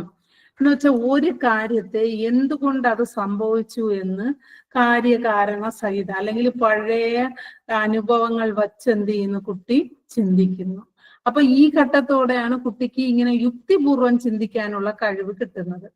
പിന്നെ സ്ഥിരത ആർജിക്കുന്നു. സ്ഥിരത എന്ന് വെച്ചാൽ ലോ ഓഫ് കൺസർവേഷൻ. ഇത് ഒരുപാട് പ്രാവശ്യം നമ്മുടെ UGC നെറ്റ് എഡ്യൂക്കേഷനിൽ വരെ ചോദിച്ചിട്ടുള്ള ക്വസ്റ്റ്യൻ ആണ്. സ്ഥിരത ആർജിക്കുന്നത് പിയാഷെയുടെ അഭിപ്രായത്തിൽ ഏത് കാലഘട്ടത്തിലാണെന്ന് ചോദിച്ചിട്ടുണ്ട്. അപ്പൊ നമുക്ക് ആദ്യം എന്താണ് സ്ഥിരത എന്ന് നോക്കാം. അല്ലെങ്കിൽ ലോ ഓഫ് കൺസർവേഷൻ എന്ന് വെച്ചാല് സ്ഥിരത പലതരത്തിലുണ്ട്. സംഖ്യാസ്ഥിരതയുണ്ട്, വ്യാപ്ത സ്ഥിരതയുണ്ട്, പിണ്ഡ സ്ഥിരതയുണ്ട്. അപ്പം സ്ഥിരത എന്ന് പറയുന്നത് ഞാൻ എന്താണെന്ന് പറഞ്ഞു തരാം. അപ്പൊ സ്ഥിരത സംഖ്യയിൽ സ്ഥിരതയുണ്ട്, പിന്നെ അതുപോലെ വോളിയം വ്യാപ്തത്തിൽ സ്ഥിരതയുണ്ട്, പിന്നെ മാസിൽ സ്ഥിരതയുണ്ട്. നമുക്കിതിൽ നോക്കാം. ഇതിൽ ഒരു ഉദാഹരണം, സ്ഥിരത എന്ന് പറഞ്ഞ ഒരു ഉദാഹരണം പറഞ്ഞുതരാം. ഇതില് ഇപ്പം ഒരു അമ്മ എന്താണ് ഷോപ്പിങ്ങിന് പോയിട്ട് ഒരു കുപ്പി ജ്യൂസ് വാങ്ങിച്ചുകൊണ്ട് വന്ന് വീട്ടിൽ വന്ന് അമ്മയ്ക്ക് 2 മക്കളാണ്. അപ്പൊ 2 ഗ്ലാസ് എടുത്തു. പക്ഷെ ഒരുപോലത്തെ ഗ്ലാസ് അല്ല. ഒരു ഗ്ലാസിന്റെ പ്രത്യേകത എന്ന് വെച്ചാല് വണ്ണമുണ്ട്, ഹൈറ്റ് കുറവ്. ഓക്കെ, ഈ പിക്ചർ കാണാമോ നിങ്ങൾക്ക് എല്ലാവർക്കും? കാണാം. ഈ ഒരു ഗ്ലാസിന്റെ പ്രത്യേകത എന്താണ്? നല്ല വണ്ണമുണ്ട്, പക്ഷെ എന്താണ്, ഹൈറ്റ് കുറവ്. പക്ഷെ അടുത്ത ഗ്ലാസ് വണ്ണം കുറവ്, ഹൈറ്റ് ഉണ്ട്. അപ്പൊ 2 വ്യത്യാസം മനസ്സിലായല്ലോ? മനസ്സിലായി. അപ്പൊ 2 ഗ്ലാസ് എടുത്ത് 2 ഗ്ലാസ്സിൽ ഒരു ഗ്ലാസ് വണ്ണം ഉണ്ട്, ഹൈറ്റ് കുറവ്, നീളം കുറവ്. അടുത്ത ഗ്ലാസ് വണ്ണം കുറവ്, നീളമുണ്ട്. എന്നിട്ട് അമ്മ തുല്യ അളവിലാണ് 2 ഗ്ലാസ്സിൽ ഒഴിച്ച് 2 മക്കൾക്ക്, മൂത്ത മോനും ഇളയ മോനും കൊടുത്തു. അപ്പോഴും ഇളയ മോൻ പറയാണ്, എന്താ അമ്മ എനിക്ക് മാത്രം കുറച്ച് തന്നു, ചേട്ടനെ ഒരുപാട് കൊടുത്തു. അപ്പൊ അമ്മ പറയാണ്, അല്ല മോനെ അല്ല, നിങ്ങൾക്ക് 2 പേർക്കും ഞാൻ തുല്യമായിട്ടാണ് തന്നത്. പക്ഷെ വീണ്ടും ഇളയ മോൻ പറയണ, ഇല്ല ചേട്ടന് ഇതാ ഒരുപാട് കൊടുത്തു. ഇപ്പൊ ഈ ഗ്ലാസ് ആണ് ഇളയ മോന് കൊടുത്തിട്ട് ഈ ഗ്ലാസ് മൂത്ത മോനും കൊടുത്ത്. അപ്പൊ ആ കൊച്ചു പറയാണ്, കുഞ്ഞ് പറയാണ്, ഇല്ല അമ്മ ചേട്ടന് മാത്രം ഇഷ്ടമുള്ളൂ, അമ്മ ചേട്ടനാണ് ഒരുപാട് കൊടുത്തത്. പക്ഷേ ഈ ചേട്ടന് അത് മനസ്സിലായി. ഇത് ഒരേ അളവാണ്, തുല്യ അളവിലാണ് തന്നത്. പക്ഷെ നമ്മുടെ ഗ്ലാസിന്റെ ഈ വോളിയം വ്യാപ്ത ഇതിലാണ് വ്യത്യാസം. എന്ത് മനസ്സിലായി? മൂത്ത കുട്ടിക്ക് മനസ്സിലായി. കാരണം എന്താണ്? മൂത്ത കുട്ടിക്ക് അത് മനസ്സിലാകാൻ കാരണം എന്താണ്? സ്ഥിരതയല്ല. കുട്ടി 7 വയസ്സിന് കുട്ടി 7 വയസ്സിന് മുകളിലായിരുന്നു, 10 11 വയസ്സായിരുന്നു. പക്ഷെ മറ്റേ കുട്ടി 7 വയസ്സിന് താഴെ ആയിരുന്നു. ക്ലിയർ ആയി? ഇതാണ് സ്ഥിരത എന്ന് പറയുന്നത്. ഇതുപോലെ നമ്പറിലും സ്ഥിരതയുണ്ട്, പിന്നെ വോളിയം സ്ഥിരതയുണ്ട്, മാസില് പിണ്ടത്തിലും സ്ഥിരതയുണ്ട്. ഓക്കെ, നിങ്ങൾ ആ സ്ഥിരത എന്ന വേർഡ്, ലോ ഓഫ് കൺസർവേഷൻ എന്ന വാക്ക് വളരെ ഇമ്പോർട്ടന്റ് ആണ്, ഓർത്തിരിക്കുക. അപ്പൊ സ്ഥിരത ആർജിക്കുന്നത് മൂർത്ത മനോവ്യാപാര ഘട്ടത്തിലാണ്. സ്ഥിരത എന്ന് പറഞ്ഞാൽ മനസ്സിലായല്ലോ. ഇപ്പൊ ഓരോ വസ്തുക്കളുടെ പിന്നെ അളവ്, പിന്നെ അതുപോലെ വ്യാപ്തം, പിണ്ഡം, ഭാരം, ഇതൊക്കെ മനസ്സിലാക്കുന്നത്. അടുത്ത സ്ഥിരത മാത്രമല്ല, ഈ ഘട്ടത്തിൽ ക്രമമായി അടുക്കാൻ, അല്ലെ, സീരിയേഷൻ എന്ന് പറയാം, അടുക്കാനും പല രീതിയിൽ തരംതിരിക്കാൻ, ക്ലാസിഫൈ ചെയ്യാനുള്ള കഴിവ് വരുന്നതും ഏതിലാണ്? ഈ ഘട്ടത്തോടു കൂടെയാണ്. ഓക്കെ, അപ്പം സ്ഥിരത മാത്രമല്ല, ഈ കാലഘട്ടത്തിൽ ക്രമമായിട്ട് അടുക്കുവാൻ ഓരോരോ കാര്യങ്ങൾ. ഇപ്പം പിന്നെ എന്താണ്, കുറെ പിന്നെ ഫ്രൂട്ട്സ് ഒരു കുട്ടയിൽ കൊടുത്തിട്ട് പിന്നെ എന്താണ്, പിന്നെ ഈ ഓരോരോ കാറ്റഗറിയിൽ വരുന്ന ഫ്രൂട്ട്സിനെ വേർതിരിക്കുക, അല്ലെങ്കിൽ തരംതിരിക്കുക, അതെല്ലാം നല്ല പക്വതയോടെ ചെയ്യുന്നത് ഈ കാലഘട്ടത്തിൽ ആണ്. അപ്പൊ സ്ഥിരത മാത്രമല്ല, ഈ ഘട്ടത്തിൽ ക്രമമായി അടുക്കുവാൻ വളരെ പ്രധാനമാണ്. അതാണ് സീരിയേഷൻ എന്ന് പറയുന്നത്. പിന്നെ തരംതിരിക്കുക, ക്ലാസിഫിക്കേഷൻ കഴിയുന്ന ഘട്ടമാണ് മൂർത്ത മനോവ്യാപാരം. പിന്നെ നിഗമനങ്ങളിൽ എത്തിച്ചേരുന്നു. നിഗമനം എന്ന് വെച്ചാൽ കൺക്ലൂഷൻ. ഒരു കാര്യം കൊടുത്താൽ ഇന്ന കാര്യങ്ങൾ ചെയ്ത് നമുക്ക് നിഗമനം, അല്ലെങ്കിൽ ഒരു അവസാനം, അല്ലെങ്കിൽ ഒരു മാത്സ് പിന്നെ ക്വസ്റ്റ്യൻ കൊടുത്താൽ ഇന്ന സ്റ്റെപ്പ് വഴി ചെയ്താൽ നമുക്ക് റിസൾട്ട് കിട്ടും എന്നുള്ള, അതാണ് ഒരു കൺക്ലൂഷനിൽ എത്തും. അത് എന്താണ്? ഈ മൂർത്ത മനോവ്യാപാര ഘട്ടത്തോടുകൂടെ. പിന്നെ 2 ദിശകളിലേക്കും ചിന്തിക്കുന്നു. നമ്മൾ ആദ്യത്തെ ഘട്ടത്തിൽ പറഞ്ഞത് എന്താണ്? രണ്ടാമത്തെ ഘട്ടത്തിൽ നമ്മൾ ഒരു ദിശയിലേക്ക്, ആ കുട്ടി ചെയ്യുന്നത് മാത്രമാണ് കറക്റ്റ്, മറ്റൊന്നും ശരിയല്ല. ഇത് 2 ദിശയിലേക്ക്. ഇപ്പൊ എന്നെ ഉപദ്രവിച്ചാൽ, അല്ലെങ്കിൽ ഞാൻ ആരെങ്കിലും ഉപദ്രവിച്ചാൽ എന്ത് ചെയ്യും? എനിക്കും അതിന്റെ ശിക്ഷ കിട്ടും, അല്ലെങ്കിൽ എനിക്കും അതുപോലെ വേദനിക്കും എന്നുള്ള ചിന്ത വരുന്നു. എതിർഭാഗവും സ്വന്തം ഭാഗവും എന്ത് ചെയ്യുന്നു? ഉള്ള മാറ്റങ്ങളെല്ലാം കുട്ടി എന്ത് ചെയ്യുന്നു? ചിന്തിക്കുന്നു. പിന്നെ പ്രത്യാവർത്തനം ഉണ്ടാകുന്നു, റെപ്പറ്റീഷൻ. പ്രത്യാവർത്തനം എന്ന് വെച്ചാൽ റെപ്പറ്റീഷൻ. ഇപ്പൊ പഠിക്കുന്ന കാര്യങ്ങൾ തന്നെ വീണ്ടും വീണ്ടും പഠിച്ചാൽ മാത്രമേ നമുക്കതെന്ത് ചെയ്യൂ? വീണ്ടും വീണ്ടും മനസ്സിലാകൂ. ഇപ്പൊ പഠിച്ചിട്ട് പിന്നെ എന്ത് ചെയ്യുക? പരീക്ഷ സമയമാകുമ്പം വീണ്ടും റിപ്പീറ്റ് ചെയ്യുക. അതിനുള്ള ഒരു കഴിവെല്ലാം ഉണ്ടാകുന്ന ഈ മൂർത്ത മനോവ്യാപാര ഘട്ടത്തിലാണ്. പിന്നെ വർത്തമാന, ഭാവി, ഭൂതകാലങ്ങളെ കുറിച്ച് മനസ്സിലാക്കുന്നു. വർത്തമാനകാലം ഏതാണ്, ഭാവി കാലം ഏതാണ്, ഭൂതകാലം ഏതാണ്? ഇപ്പൊ പ്രസന്റും പാസ്റ്റും ഫ്യൂച്ചറും. ഇപ്പൊ ചില കുട്ടികൾ നിങ്ങൾ പറയുന്ന കേട്ടിട്ടില്ലേ? ഈ 7 വയസ്സിന് താഴെയുള്ള കുട്ടികളാണ് പറയുന്നത്, നാളെ ഞാൻ വന്നു എന്നൊക്കെ പറയും. നാളെ ഞാൻ വരുമെന്ന്. അങ്ങനത്തെ പാസ്റ്റും പ്രസന്റും ഫ്യൂച്ചറും ഒന്നും കറക്റ്റായിട്ട് മനസ്സിലാക്കാത്തത് കൊണ്ടാണ് നാളെ ഞാൻ വന്നു, അല്ലെങ്കിൽ ഇന്നലെ വരും എന്നൊക്കെ പറയുക എന്ന് പറഞ്ഞാൽ ആ ഒരു കറക്റ്റ് ആ പാസ്റ്റും പ്രസന്റും ഫ്യൂച്ചറും മനസ്സിലാക്കാത്ത ടെൻസുകൾ അല്ലെങ്കിൽ കാലങ്ങളെ കുറിച്ച് മനസ്സിലാക്കാത്തത് കൊണ്ടാണ് ആ കുട്ടി. അപ്പൊ 7 വയസ്സ് കഴിഞ്ഞ കുട്ടികളിൽ കറക്റ്റായിട്ട് എന്താണ് വർത്തമാനകാലം, എന്താണ് ഭാവി കാലം, എന്താണ് ഭൂതകാലം, അതിനെ കുറിച്ച് മനസ്സിലാക്കും. പിന്നെ ഈഗോ കുറയുന്നു. നമ്മൾ പറഞ്ഞാണ് കഴിഞ്ഞ ഘട്ടത്തിലാണെങ്കിൽ ഭയങ്കര ഈഗോ ആണ്. അതാണ് ഈഗോ സെൻട്രിക്, അഹം കേന്ദ്രീകൃത ഘട്ടം എന്നാണ് പ്രാക് മനോവ്യാപാര ഘട്ടത്തെ അറിയപ്പെട്ടത്. അടുത്ത് മൂർത്ത മനോവ്യാപാര ഘട്ടത്തോടുകൂടി കുട്ടിക്ക് എന്ത് ചെയ്യും? അഹം എന്നുള്ള ഈഗോ കുറയുന്നു. പിന്നെ ഗണിതശാസ്ത്രപരമായ എല്ലാ കാര്യങ്ങളും ഹൃദ്യസ്ഥമാക്കുന്നത് ഈ കാലഘട്ടത്തിലാണ്. അത് എന്ന് വെച്ചാല് നമ്മൾ കൂട്ടാനും കുറയ്ക്കാനും ഗുണിക്കാനും എല്ലാം. ഇപ്പൊ നമ്മുടെ മക്കളായാലും ശരി, നിങ്ങൾ ഓർത്തിരിക്കേണ്ടതാണ് 11. നിങ്ങളുടെ ലൈഫിലായാലും ഈ ഒരു സെന്റൻസ് ഇമ്പോർട്ടന്റ് ആണ്. കാരണം 11 വയസ്സിനകത്ത് വച്ച് ഒരു കുട്ടിയെ കൂട്ടാനും കുറയ്ക്കാനും ഗുണിക്കാനും ഹരിക്കാനും പഠിപ്പിച്ച് എന്ന് വെച്ചാൽ ഹൃദ്യമാക്കി കഴിഞ്ഞാൽ, കംപ്ലീറ്റ് പഠിപ്പിച്ചു കഴിഞ്ഞാൽ അവന് ജീവിതകാലത്ത് ഒരിക്കലും എന്താണ് ഈ മാത്സിനോട് വിരക്തി തോന്നൂല, അല്ലെങ്കിൽ മാത്സ് അവന് ഇഷ്ടപ്പെടാതിരിക്കില്ല.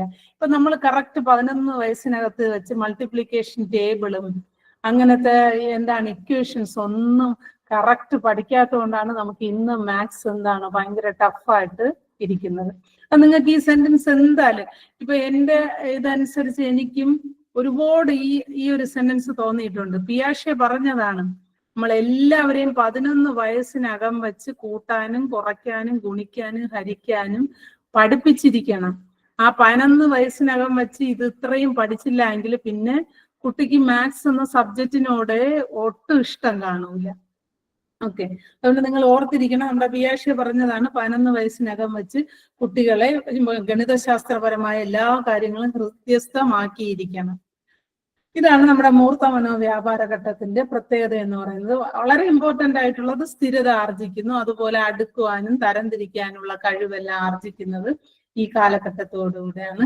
പിന്നെ വർത്തമാന ഭാവി ഭൂതകാലങ്ങളെ കുറിച്ച് മനസ്സിലാക്കുന്നു, പ്രത്യാവർത്തനം ഉണ്ടാകുന്നു, ഈഗോ കുറയുന്നു, ഗണിതശാസ്ത്രപരമായ എല്ലാ കാര്യങ്ങളും ഹൃദ്യസ്ഥമാക്കുന്നു, നിഗമനങ്ങളിൽ എത്തിച്ചേരുന്നു, യുക്തിപൂർവ്വം ചിന്തിക്കുന്നു. ഇതൊക്കെയാണ് നമ്മുടെ മൂർത്ത മനോവ്യാപാര അല്ലെങ്കിൽ കോൺക്രീറ്റ് ഓപ്പറേഷൻ സ്റ്റേജിന്റെ ഇമ്പോർട്ടന്റ് ആയിട്ടുള്ള ക്യാരക്ടറിസ്റ്റിക്സ് എന്ന് പറയുന്നത്. അടുത്തിന് ഒരു ഘട്ടം കൂടെ ഉണ്ട്, ലാസ്റ്റ് ഘട്ടമാണ് ഔപചാരിക മനോവ്യാപാര ഘട്ടം. ആ ഘട്ടം 11 വയസ്സ് മുതൽ അഡൽട്ട്ഹുഡ് വരെയാണ്. ഒരു എന്താണ് ഒരു യൗവനം അതുവരെയൊക്കെയാണ്, അഡൽട്ട്ഹുഡ് വരെയാണ് നമ്മുടെ ഔപചാരിക മനോവ്യാപാര ഘട്ടം. നിങ്ങൾ ഇനി ശ്രദ്ധിക്കേണ്ട ക്വസ്റ്റ്യൻസിൽ ഒരു മുതിർന്ന മനുഷ്യൻ ചെയ്യുന്ന കുറിച്ചാണ് ഉണ്ടെങ്കിൽ നിങ്ങൾ കണ്ണടച്ച് നിങ്ങൾക്ക് എഴുതാം ഔപചാരിക മനോവ്യാപാര ഘട്ടത്തിന്റെ പ്രത്യേകതയാണ്. ഓക്കെ, കൃത്യനിഷ്ഠതയോടെ ചിന്തന ആരംഭിക്കുന്നു. നമ്മൾ നേരത്തെ പറഞ്ഞു ചിന്തിക്കുന്നു, യുക്തിപൂർവ്വം ചിന്തിക്കുന്നു എന്നൊക്കെ പറഞ്ഞു. പക്ഷെ 11 വയസ്സ് കഴിഞ്ഞാൽ കുട്ടി എന്താണ് വളരെ കൃത്യനിഷ്ഠ, ഇന്ന കാര്യങ്ങൾ ഇന്ന രീതിയിൽ ചെയ്യണം, ഇന്നതുപോലെ ചെയ്താലേ നമുക്ക് അത് സാധിക്കൂ, അത്തരത്തിൽ ചിന്തിക്കുന്നു. അതാണ് കൃത്യം. പിന്നെ പരികൽപ്പനകൾ, ഹൈപ്പോത്തിസിസ്, പരികൽപ്പന എന്ന ഊഹങ്ങൾ, ഇതല്ലെങ്കിൽ അത്, ഒരു കാര്യം വരുമ്പം ഇങ്ങനെ ചെയ്യാം അല്ലെങ്കിൽ അങ്ങനെ ചെയ്യാം എന്നുള്ള ഊഹങ്ങൾ, അതാണ് പരികൽപ്പനകൾ. എന്നിട്ട് അതിനെ പരിശോധിക്കുകയും ചെയ്യും. അങ്ങനെ ചെയ്താൽ അത് ശരിയാകുമോ, അല്ലെങ്കിൽ ഇങ്ങനെ ചെയ്താൽ ഇത് ശരിയാകുമോ. അതാണ് ഈ 11 വയസ്സ് കഴിഞ്ഞിട്ട് കുട്ടി ചെയ്യുന്നത്. ഇപ്പം എന്തെങ്കിലും ഒരു പ്രോജക്റ്റ് എന്തെങ്കിലും റെഡിയാക്കാൻ ടീച്ചർ പറഞ്ഞാല് അപ്പൊ 2 രീതിയിൽ ചെയ്യാന്ന് ഓർക്കും, അതാണ് ഊഹിക്കുന്നത്. ഇതല്ലെങ്കിൽ ആ രീതിയിൽ, അപ്പൊ ഇങ്ങനെ ചെയ്താൽ ഏത് റിസൾട്ട് കിട്ടും, ആ രീതിയിൽ ചെയ്താൽ ഏത് റിസൾട്ട് കിട്ടും. ഇങ്ങനെയൊക്കെ യുക്തിപൂർവമായിട്ട് ചിന്തിക്കുന്നതും കൃത്യനിഷ്ഠയുടെ ചിന്തനം നടത്തുന്നതും ഔപചാരിക നമ്മളും അങ്ങനെയാണ്. അഡൽട്ട്ഹുഡ് മുതിർന്ന ആൾക്കാർ ഇങ്ങനെയാണ്, ഇങ്ങനെ ചിന്തിച്ചാണ് അവരുടെ ബുദ്ധി വികാസങ്ങൾ ഉണ്ടാകുന്നത്. പിന്നെ യുക്തിപൂർവം പ്രശ്നങ്ങളെ പരിഹരിക്കുന്നു, പ്രോബ്ലം സോൾവിങ്. ഒരു പ്രോബ്ലത്തെ സോൾവ് ചെയ്യുന്നതും ഔപചാരിക മനോവ്യാപാര ഘട്ടത്തോടു കൂടെയാണ്. പിന്നെ എല്ലാ വശങ്ങളിലും പ്രശ്നങ്ങളെ നോക്കിക്കാണും. നമ്മൾ ആദ്യം പറഞ്ഞ ഒരു വശം മാത്രം, അടുത്ത് പറഞ്ഞ എന്താണ് 2 വശത്തും. ഇതിപ്പോ നോക്കിയപ്പോ എന്താണ് എല്ലാ വശങ്ങളിലും പ്രോബ്ലത്തെ എന്ത് ചെയ്യുന്നു എന്ന് വെച്ചാൽ ഏത് രീതിയില് എല്ലാ വശങ്ങളിലും പ്രോബ്ലത്തെ എന്ത് ചെയ്യുന്നു കാണും. ഒരു പ്രശ്നത്തെ പിന്നെ ഒരു പ്രശ്നം വന്നാൽ ഏതൊക്കെ അതിനെ ബാധിക്കും, എന്തൊക്കെ രീതിയിൽ ചെയ്യണം, അല്ലെങ്കിൽ അങ്ങനെ ഇങ്ങനെയൊക്കെ ചെയ്യാൻ പാടില്ല എന്നുള്ള എല്ലാ വശങ്ങളിലും പ്രശ്നങ്ങളെ നോക്കിക്കാണും. പിന്നെ സ്വന്തമായി ഞാൻ ആരാണ്, ഞാൻ എന്താണ്, സെൽഫ് അവയർനെസ്, അവബോധം, അതാണ് സെൽഫ് അവയർനെസ്. പിന്നെ സാമൂഹ്യ അവബോധം, ഇങ്ങനെ സോഷ്യൽ അവയർനെസ് എന്ന് വെച്ചാൽ സമൂഹത്തിൽ ഇന്ന കാര്യങ്ങളെ ചെയ്യാവൂ, സമൂഹം ഇങ്ങനെയാണ്, അങ്ങനത്തെ ഉള്ള ഒരു കാഴ്ചപ്പാടും. പിന്നെ സാമൂഹ്യ പ്രശ്നങ്ങളെ കുറിച്ച് കാഴ്ചപ്പാട്, സമൂഹത്തിൽ ഒരു പ്രോബ്ലം വന്നാൽ ഇങ്ങനെ നമുക്ക് പ്രവർത്തിക്കണം എന്ന് വെച്ചാൽ വലിയ ആൾക്കാർ ചെയ്യും പോലെയുള്ള എല്ലാ കാര്യങ്ങളുമാണ് ഔപചാരിക മനോവ്യാപാര ഘട്ടത്തിൽ ഉള്ളത്. അപ്പൊ ഇത്രയാണ് ഇതിന്റെ പ്രത്യേകത എന്ന് പറയുന്നത്. അപ്പൊ വളരെ ഇമ്പോർട്ടന്റ് ആയിട്ടാണ് 4 സ്റ്റേജ്. ഇന്ദ്രിയ ചാലഘട്ട അല്ലെങ്കിൽ സംവേദന, അതിൽ ഇമ്പോർട്ടന്റ് ആണ് വസ്തുസ്ഥൈര്യം ആർജിക്കുന്നത്. അടുത്ത പ്രാഗ്മനോ വ്യാപാര ഘട്ടത്തിലാണ് ഈ ഘട്ടത്തെ അഹം കേന്ദ്രീകൃത ഘട്ടം എന്നും പിന്നെ അനിമിസം എന്ന പ്രക്രിയ നടക്കുന്നത്. അതുപോലെ ഊഹനഘട്ടം എന്ന പേരിലും പ്രാഗ്മനോ വ്യാപാര ഘട്ടത്തെ അറിയപ്പെടുന്നു. അടുത്ത മൂർത്ത മനോവ്യാപാര ഘട്ടത്തിന്റെ ഇമ്പോർട്ടന്റ് ആയിട്ടുള്ള പ്രത്യേകതയാണ് സ്ഥിരത ആർജിക്കുന്നു. പിന്നെ അടുക്കുവാനും തരംതിരിക്കുവാനുള്ള കഴിവ് വളരുന്നത് എല്ലാം മൂർത്ത മനോവ്യാപാര ഘട്ടത്തിലാണ്. പിന്നെ പ്രത്യാവർത്തനം ഉണ്ടാകുന്നു, ഈഗോ കുറയുന്നു, ഭാവി കാലം വർത്തമാന ഭൂതകാലങ്ങളെ കുറിച്ച് മനസ്സിലാക്കുന്നു. ഗണിതശാസ്ത്രപരമായ എല്ലാ കാര്യങ്ങളും ഹൃദ്യസ്ഥമാക്കുന്ന ഘട്ടമാണ് മൂർത്ത മനോവ്യാപാര ഘട്ടം. അടുത്തത് ഔപചാരിക മനോവ്യാപാരം. ഒരു മുതിർന്ന മനുഷ്യൻ ചെയ്യുന്ന എല്ലാ കാര്യങ്ങളും ചെയ്യുന്ന ഘട്ടമാണ് ഔപചാരിക മനോവ്യാപാര ഘട്ടം. കൃത്യനിഷ്ഠതയോടെയുള്ള ചിന്തനം, പരികൽപ്പനകൾ രൂപീകരിക്കുന്നു, യുക്തിപൂർവം പ്രശ്നങ്ങളെ പരിഹരിക്കുന്നു, അല്ലെങ്കിൽ ഒരു പ്രോബ്ലത്തെ സോൾവ് ചെയ്യുന്നു, പ്രശ്ന പരിഹരണം നടക്കുന്നതും ഔപചാരിക മനോവ്യാപാര ഘട്ടത്തിലാണ്. പിന്നെ സെൽഫ് അവയർ, സ്വന്തമായിട്ട് ഞാൻ ആരാണ്, എന്താണ്, എനിക്ക് എന്തൊക്കെയാണ് ചെയ്യാൻ കഴിയും, പിന്നെ സമൂഹത്തിൽ എനിക്ക് എന്തൊക്കെ ചെയ്യാൻ, സമൂഹം ഇങ്ങനെയൊക്കെയാണ്, സമൂഹത്തിന്റെ ഒരു അവബോധം, സാമൂഹ്യ അവബോധം, പിന്നെ സമൂഹത്തിലെ പ്രശ്നങ്ങളെ കുറിച്ചുള്ള ഒരു കാഴ്ചപ്പാട്, ഇതെല്ലാം രൂപപ്പെടുന്നത് ഔപചാരിക മനോവ്യാപാര ഘട്ടത്തോടുകൂടെയാണ്. ഓക്കെ, ഈ 4 മനസ്സിലായ? 4 ഘട്ടം മനസ്സിലായി ടീച്ചറെ. ഓക്കെ, അടുത്തതിലോട്ട് പോകാം. അടുത്തതിലോട്ട് പോകാം ടീച്ചറെ. അടുത്ത ഇനി ബേസിക് കോൺസെപ്റ്റ്, പ്രധാന ആശയങ്ങൾ അല്ലെങ്കിൽ ഒരു പ്രധാന ഘടന, നമ്മുടെ പിയാഷയുടെ ഘടന അല്ലെങ്കിൽ ഫങ്ഷൻ, ധർമ്മങ്ങൾ, പിയാഷയുടെ സിദ്ധാന്തത്തിന്റെ ധർമ്മങ്ങളെ കുറിച്ചാണ് ഇനി നമുക്ക് പഠിക്കാനുള്ളത്. ഒന്നാമത്തത് കുറച്ച് ആശയങ്ങൾ, കുറെ ആശയങ്ങളാണ് അദ്ദേഹം പറഞ്ഞിട്ടുള്ളത്. അതിൽ ഒന്നാമത്തതാണ് സ്കീമ. സ്കീമ എന്ന് പറഞ്ഞാൽ വൈജ്ഞാനിക ഘടനയുടെ അടിസ്ഥാന ഏകകത്തെയാണ് സ്കീമ എന്ന് പറയുന്നത്. എന്താണ്? വൈജ്ഞാനിക ഘടനയുടെ, ബുദ്ധിയുടെ അടിസ്ഥാന ഏകകം, ഒരു ചെറിയ യൂണിറ്റിനെയാണ്. അതാണ് structural unit of human mind, അതാണ് സ്കീമ. അല്ലെങ്കിൽ അറിവിന്റെ അടിസ്ഥാന ഘടകത്തെ നമ്മുടെ പിയാഷെ പറഞ്ഞതാണ് സ്കീമ എന്ന് പറഞ്ഞാൽ. ഇപ്പൊ നമ്മൾ ഡിക്ഷണറിയിലോ എവിടെ നോക്കിയാലും നമുക്ക് മനസ്സിലാക്കുന്നതാണ് സ്ട്രക്ചറൽ യൂണിറ്റ് ഓഫ് ഹ്യൂമൻ മൈൻഡിനെയാണ് സ്കീമ എന്ന് പറഞ്ഞാൽ.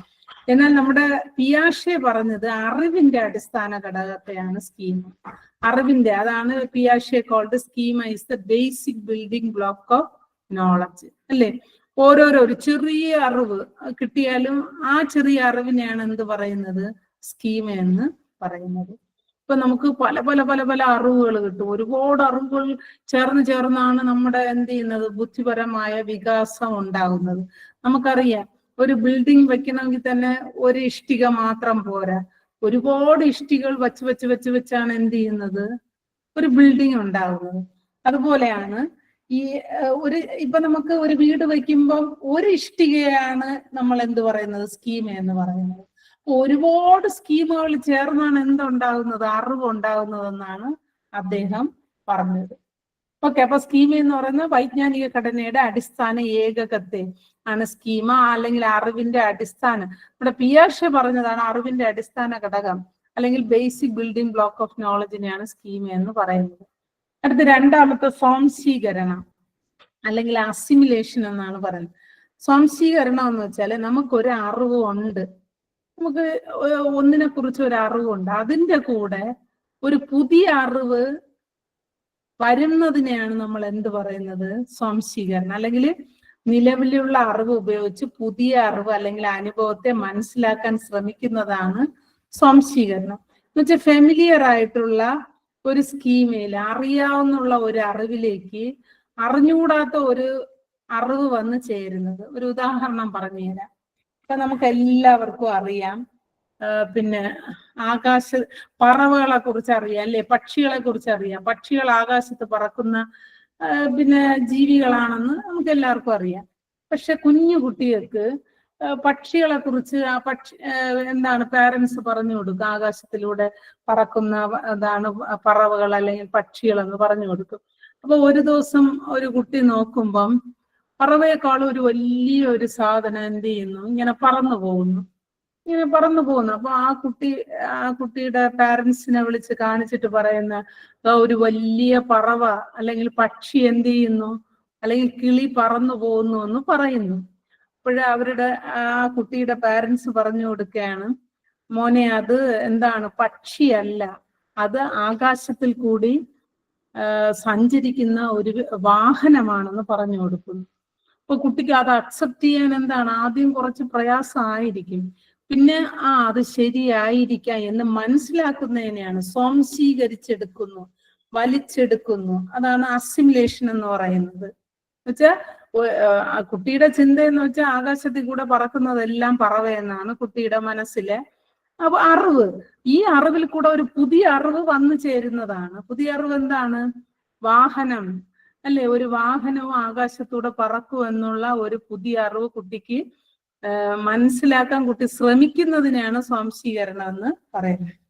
അതാണ് പറയുന്നത് ഫെമിലിയർ സ്കീമയിൽ കൂടെ ഒരു എന്താണ് അൺഫെമിലിയർ ആയിട്ടുള്ള ഒരു സ്കീമ എത്തിച്ചേരുന്നതിനെയാണ് സ്വാംശീകരണം എന്ന് പറയുന്നത്. ഓക്കെ,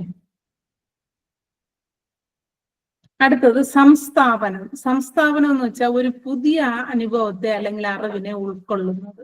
നമ്മൾ നേരത്തെ പറഞ്ഞു വിമാനം എന്നത് പക്ഷിയല്ല, ഒരു വാഹനമാണ് എന്ന് കുട്ടി എന്ത് ചെയ്യുന്നത്, മനസ്സിലാക്കി എന്ന് വെച്ചാൽ ഉൾക്കൊള്ളുന്നത്. അത് അമ്മ അല്ലെങ്കിൽ അച്ഛൻ പറഞ്ഞത് ശരിയാണ്, അത് പറവയല്ല, ആകാശത്തു കൂടെ സഞ്ചരിക്കുന്ന ഒരു വാഹനമാണ് വിമാനം എന്ന് കുട്ടി എന്ത് ചെയ്യുന്നത്, മനസ്സിലാക്കുന്നതിനെയാണ് സംസ്ഥാപനം എന്ന് വെച്ചാല് ഉൾക്കൊണ്ടു എന്ന് വെച്ചാൽ അത് എന്ത് ചെയ്യാം, ഫിക്സ് ചെയ്തു, അത് അവർ പറഞ്ഞത് ശരിയാണ്, അതൊരു വാഹനമാണെന്ന് കുട്ടി ഉൾക്കൊണ്ടതാണ് സംസ്ഥാപനം. അടുത്ത് പൊരുത്തപ്പെടൽ.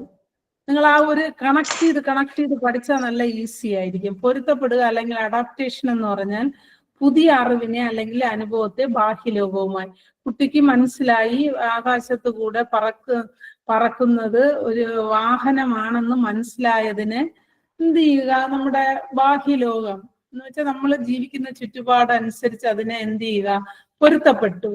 ആകാശത്തിൽ കൂടെ വാഹനവും പറക്കും എന്നുള്ള ഒരു കാര്യം കുട്ടി അതിനെ എന്ത് ചെയ്തു, മനസ്സിലാക്കി, ഉൾക്കൊണ്ടു.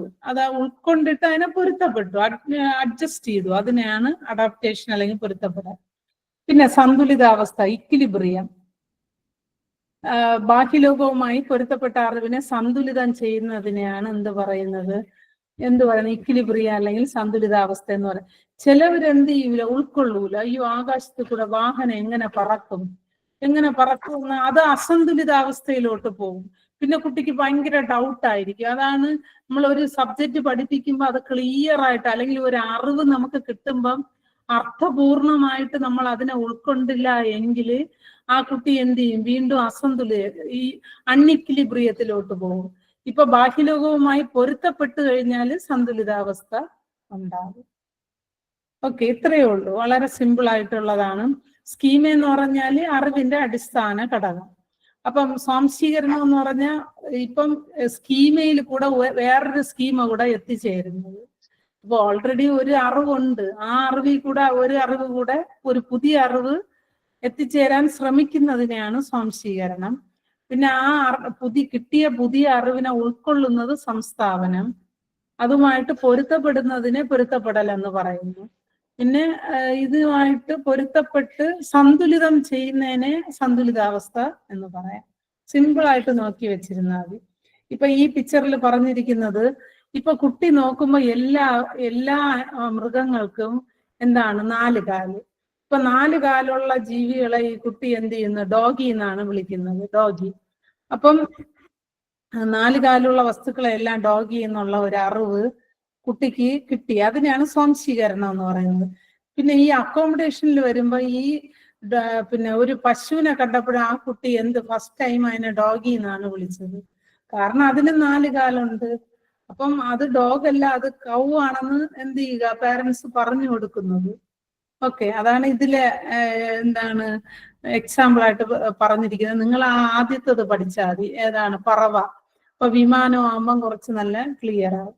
ഓക്കെ, ഇനി പറയണോ ഈ 5 കാര്യം? വേണ്ട ടീച്ചറെ. ഓക്കെ, അടുത്ത തിയറിയാണ് നമ്മുടെ ജെറോമസ് ബ്രൂണറുടെ. ഇത് രണ്ടും നമ്മൾ അടുത്തടുത്ത് പഠിക്കുന്നതെന്ന് വെച്ചാല് ഈ രണ്ട് തിയറി ഏകദേശം ഒരുപോലെയൊക്കെയാണ്, പക്ഷെ കുറച്ച് വ്യത്യാസമാണ്. രണ്ടുപേരും കുട്ടികളുടെ ബുദ്ധിവികാസത്തെ കുറിച്ചാണ് പഠിച്ചത്. അതുകൊണ്ട് നമുക്ക് രണ്ടും ഒരേ ദിവസം അടുത്തടുത്ത് പഠിക്കുകയാണെങ്കിൽ നമുക്ക് ആ ഡിഫറൻസ് മനസ്സിലാക്കി നിങ്ങൾക്ക് മുന്നോട്ട് പോകാൻ പറ്റും. അതുകൊണ്ടാണ് ഞാൻ അടുത്തടുത്ത് തന്നെ ഈ രണ്ട് തിയറിയും പഠിക്കണം. വൈജ്ഞാനിക, ഇതൊരു കൊഗ്നിറ്റീവ് ഡെവലപ്മെന്റൽ തിയറി. നമ്മൾ പറഞ്ഞു പഠന സിദ്ധാന്തത്തെ എത്രയായിട്ട് തരംതിരിക്കാം, 3ആയിട്ട് തരംതിരിക്കാം എന്ന് പറഞ്ഞു. വ്യവഹാര സിദ്ധാന്തം, വൈജ്ഞാനിക സിദ്ധാന്തം, സാമൂഹ്യ പഠന സിദ്ധാന്തം. അപ്പൊ ഈ വൈജ്ഞാനിക സിദ്ധാന്തത്തിൽ വരുന്നതാണ് നമ്മുടെ പിയാഷെയുടെ തിയറിയും ജെറോമസ് ബ്രൂണറുടെ തിയറിയും. അപ്പൊ അടുത്ത് പഠിക്കേണ്ട ബ്രൂണറുടെ തിയറിയാണ് പഠിക്കേണ്ടത്. അദ്ദേഹം വളരെ പ്രശസ്തനായ ഒരു അമേരിക്കൻ മനഃശാസ്ത്രജ്ഞനായിരുന്നു. പിന്നെ ന്യൂയോർക്ക് യൂണിവേഴ്സിറ്റിയിലെ സീനിയർ റിസർച്ച് ഫെല്ലോ ആയിരുന്നു. നമ്മുടെ വളരെ പ്രശസ്തമായ ന്യൂയോർക്ക് യൂണിവേഴ്സിറ്റിയിലെ നമ്മുടെ പിന്നെ ഗൈഡ്ഷിപ്പ് ഒക്കെ ഉള്ള ഒരു സീനിയർ റിസർച്ച് ഫെല്ലോ ആയിരുന്നു നമ്മുടെ ജെറോമസ് ബ്രൂണർ. അദ്ദേഹവും കുട്ടികളുടെ ബുദ്ധി വികാസത്തെ കുറിച്ചാണ് പഠിച്ചത്. അപ്പൊ നിങ്ങൾ മനസ്സിലാക്കണം, നമ്മുടെ പിയാഷെയും ബ്രൂണറും കുട്ടികളുടെ ബുദ്ധി വികാസത്തെ കുറിച്ചാണ് പഠിച്ചത്. പിന്നെ അദ്ദേഹത്തിന്റെ സിദ്ധാന്തത്തെ വൈജ്ഞാനിക വികാസ സിദ്ധാന്തം എന്നും ബുദ്ധി വികാസ സിദ്ധാന്തം എന്ന പേരിലും അറിയപ്പെടുന്നു. അപ്പൊ രണ്ടുപേരുടെ സിദ്ധാന്തത്തെ ഒരേ പേരിലാണ് അറിയപ്പെടുന്നത്, വൈജ്ഞാനിക വികാസ സിദ്ധാന്തവും കൊഗ്നിറ്റീവ് ഡെവലപ്മെന്റൽ തിയറി അല്ലെങ്കിൽ ബുദ്ധി വികാസ സിദ്ധാന്തം എന്നും പറയുന്നു. ഓക്കെ, അപ്പൊ ഡിഫറൻസോടെ നമുക്ക് പഠിക്കാം. അടുത്ത, ബുദ്ധി വികാസത്തിന് അനുക്രമമായ 3 ഘട്ടങ്ങളുണ്ടെന്നാണ് ബ്രൂണർ പറഞ്ഞത്. പിയാഷെ എത്രയാണ്? 4. ഓക്കെ, അപ്പൊ ബ്രൂണർ പറഞ്ഞത് നിങ്ങൾ ആ ഡിഫറൻസ് കൂടെ എഴുതി വെച്ച് പഠിച്ചാൽ നല്ല ഈസി ആയിരിക്കും. എന്നുവെച്ചാൽ രണ്ടുപേരെയും സിദ്ധാന്തത്തെ ഒരേ പേരിൽ തന്നെ ആണ് വിളിച്ചത്. രണ്ടുപേരും കുട്ടികളുടെ ബുദ്ധി വികാസത്തെ കുറിച്ചാണ് പഠിച്ചത്.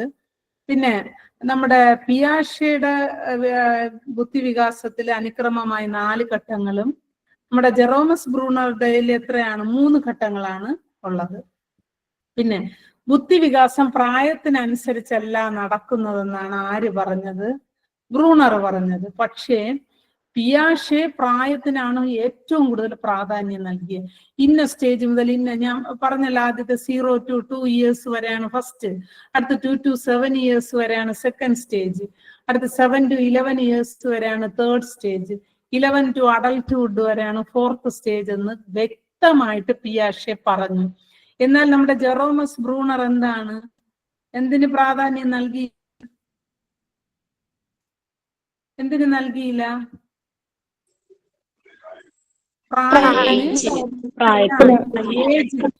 ഏജിന് പ്രാധാന്യം നൽകിയില്ല. അതുകൊണ്ട് ഒരിക്കലും ഇങ്ങനെ എത്ര വയസ്സ് മുതലാണ് ആദ്യത്തെ സ്റ്റേജ് എന്നൊന്നും നമ്മുടെ ബ്രൂണറുടെ ഇതിൽ ചോദിക്കാറില്ല. പക്ഷെ നിങ്ങൾ എന്ത് ചെയ്യണം? പിയാഷെയുടെ ഏജ് കറക്റ്റ് ആയിട്ട് പഠിക്കുക. അപ്പൊ ഇത്രയും വ്യത്യാസങ്ങളാണ് ഇതിലുള്ളത്. ഇനി നമുക്ക് ബുദ്ധിവികാസ ഘട്ടത്തെ 3ആയിട്ട് തരംതിരിക്കാം. ഏതൊക്കെയാണ്? പ്രവർത്തന ഘട്ടം. പ്രവർത്തന ഘട്ടം അതിൽ തന്നെ പേരുണ്ട്, ഇനാക്റ്റീവ് സ്റ്റേജ്. പ്രവൃത്തിക്ക് പ്രാധാന്യം നൽകുന്ന ഘട്ടത്തെയാണ് എന്ത് പറയുന്നത്? പ്രവർത്തന ഘട്ടം എന്ന്. പ്രവൃത്തിക്ക് പ്രാധാന്യം നൽകുന്ന ഘട്ടമാണ് പ്രവർത്തന ഘട്ടം. കായികപരവും അനുഭവപരമായ പ്രവൃത്തിക്കാണ് എന്ത് ചെയ്യുക? പ്രാധാന്യം നൽകുന്നത്. കായികപരവും അനുഭവപരവുമായ പ്രവൃത്തിക്കാണ് പ്രാധാന്യം നൽകുന്നത്. അപ്പൊ പ്രവൃത്തിക്ക് പ്രാധാന്യം നൽകുന്ന ഘട്ടത്തെ പ്രവർത്തന ഘട്ടം എന്ന് പറയുന്നു. എന്ത് പ്രവൃത്തിയാണോ കുട്ടി ചെയ്യുന്നത് ആ പ്രവൃത്തി വഴിയാണ് എന്ത്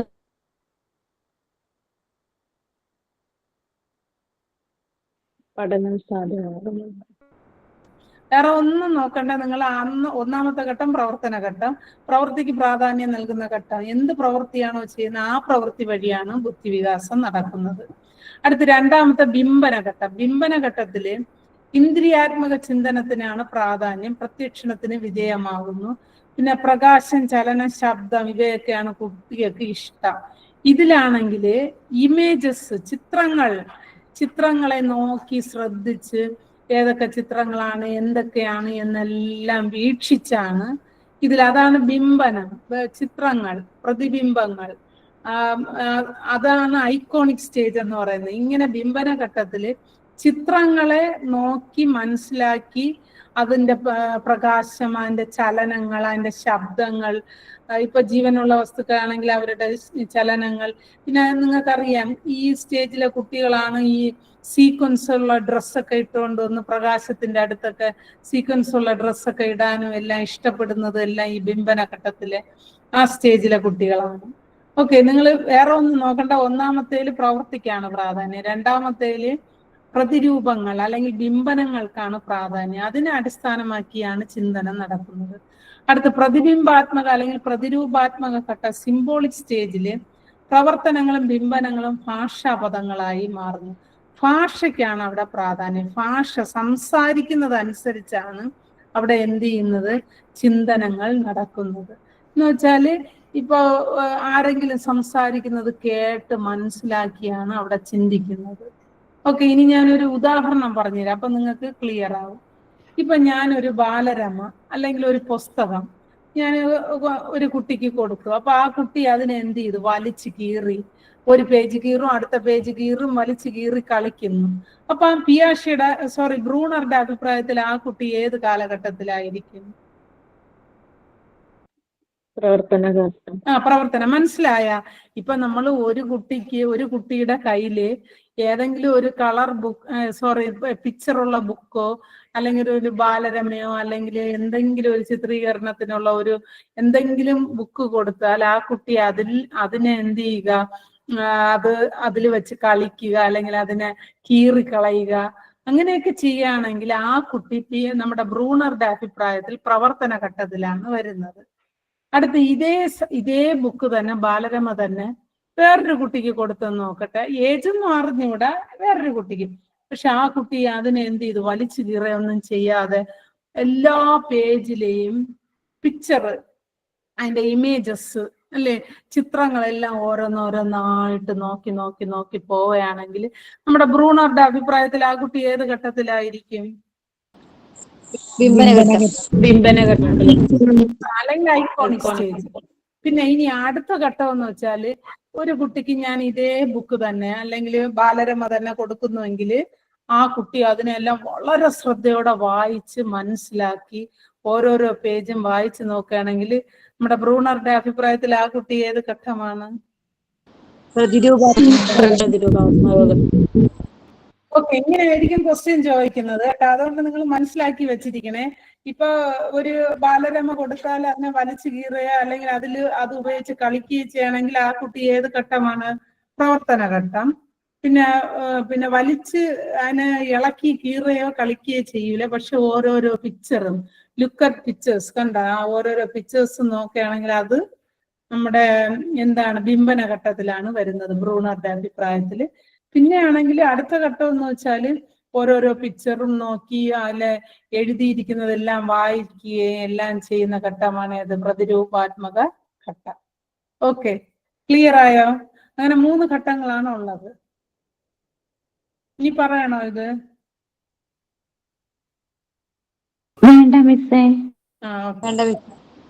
അടുത്തിനി നമ്മുടെ ബ്രൂണർ പറഞ്ഞത് ബുദ്ധി വികാസത്തിന്റെ തങ്കത്താക്കോലാണ് ഭാഷ എന്ന് പറഞ്ഞത് ആരാണ്? ബ്രൂണർ കേട്ടാ. ബുദ്ധി വികാസത്തിന്റെ തങ്കത്താക്കോലാണ് ഭാഷ എന്ന് പറഞ്ഞത് ആരാണ്? ബ്രൂണറാണ് പറഞ്ഞത്. അത് ഓർത്തിരിക്കുക. ബുദ്ധി വികാസത്തിന്റെ തങ്കത്താക്കോലാണ് ഭാഷ, അല്ലെങ്കിൽ language is the golden key of cognitive development എന്ന് പറഞ്ഞത് ബ്രൂണർ ആണ്. അടുത്ത് ബ്രൂണർ വിദ്യാഭ്യാസത്തിന് നൽകിയ സംഭാവനകളാണ് നമുക്ക് പഠിക്കാനുള്ളത്. എന്താണ് ബ്രൂണർ വിദ്യാഭ്യാസത്തിന് നൽകിയ സംഭാവനകൾ? ബ്രൂണറുടെ അഭിപ്രായത്തിൽ മറ്റൊരു തരം വൈജ്ഞാനിക വികാസമാണ് കണ്ടെത്തലിലൂടെയുള്ള പഠനം. എന്താണ് കണ്ടെത്തലിലൂടെയുള്ള പഠനം അല്ലെങ്കിൽ ഡിസ്കവറി ലേണിംഗ്? ഡിസ്കവറി ലേണിംഗ് എന്നാൽ എന്താണ് ഡിസ്കവറി? ഒരു കാര്യം സ്വയം കണ്ടെത്തി പഠിക്കുന്നത്. അപ്പൊ കണ്ടെത്തി പഠിക്കുമ്പോ അവര് ഒരിക്കലും എന്ത് ചെയ്യൂല, ആ കാര്യത്തെ കുറിച്ച് മറക്കുവോ? ഇല്ല, അല്ലേ? പഠനം എന്നത് ഇവിടെ ഈ കണ്ടെത്തലിലൂടെ പഠിക്കുമ്പോൾ പഠനം എന്നത് ഒരു ആക്റ്റീവ് പ്രോസസ്സാണ്. പിന്നെ കുട്ടികൾ തങ്ങളുടെ അറിവിനനുസരിച്ച് സ്വന്തമായ ആശയങ്ങൾ കണ്ടെത്തി പഠിക്കുന്നു. നമ്മൾ ഒരു കാര്യം സ്വയം കണ്ടെത്തി പഠിച്ച ജീവിതത്തിൽ അത് മറക്കൂല. പിന്നെ എന്തെങ്കിലും പ്രശ്നങ്ങളുള്ള സിറ്റുവേഷനിലാണ് ഡിസ്കവറി ലേണിംഗ് നടക്കുന്നത്. എന്തെങ്കിലും ഒരു പ്രശ്നം മീൻസ് ഇപ്പൊ എന്തെങ്കിലും കണ്ടെത്തണം എന്നുള്ള ഒരു ആശയം ഉള്ളിടത്താണ്, അല്ലെങ്കിൽ ഒരു പ്രോബ്ലം ഉള്ളിടത്താണ് ഡിസ്കവറി ലേണിംഗ് കൂടുതലായിട്ട് നടക്കുന്നത്. അപ്പൊ ഒന്നാമത്തെ അദ്ദേഹത്തിന്റെ സംഭാവനയാണ് ഏത്? കണ്ടെത്തലിലൂടെയുള്ള പഠനം അല്ലെങ്കിൽ ഡിസ്കവറി ലേണിംഗ്. ഡിസ്കവറി ലേണിംഗിന്റെ ഉപജ്ഞാതാവ് ആരാണ്? ജെറോമസ് ബ്രൂണർ. ഓക്കെ. അടുത്ത് രണ്ടാമത്തത്, കുട്ടികൾ പഠനം സ്വയം കണ്ടെത്തി പഠിക്കുന്നതിനാൽ അധ്യാപകൻ കുട്ടിക്ക് ഒരു കൈത്താങ്ങ് മാത്രമായിരിക്കും. അപ്പൊ അദ്ദേഹം പറഞ്ഞത് കുട്ടികൾ സ്വയം കണ്ടെത്തി പഠിക്കണമെന്നാണ് പറയുന്നത്, സ്വയം ഡിസ്കവർ ചെയ്ത് പഠിക്കുക. അപ്പൊ അധ്യാപകൻ ജസ്റ്റ് സപ്പോർട്ട് മാത്രം എന്ത് ചെയ്യുക, അതാണ് ഒരു കൈത്താങ്, സ്കഫോൾഡർ മാത്രം ആയിരിക്കണം. പിന്നെ കൈത്താങ് എന്ന പദം ആദ്യമായിട്ട് ഉപയോഗിച്ചത് ആരാണ്? ബ്രൂണർ.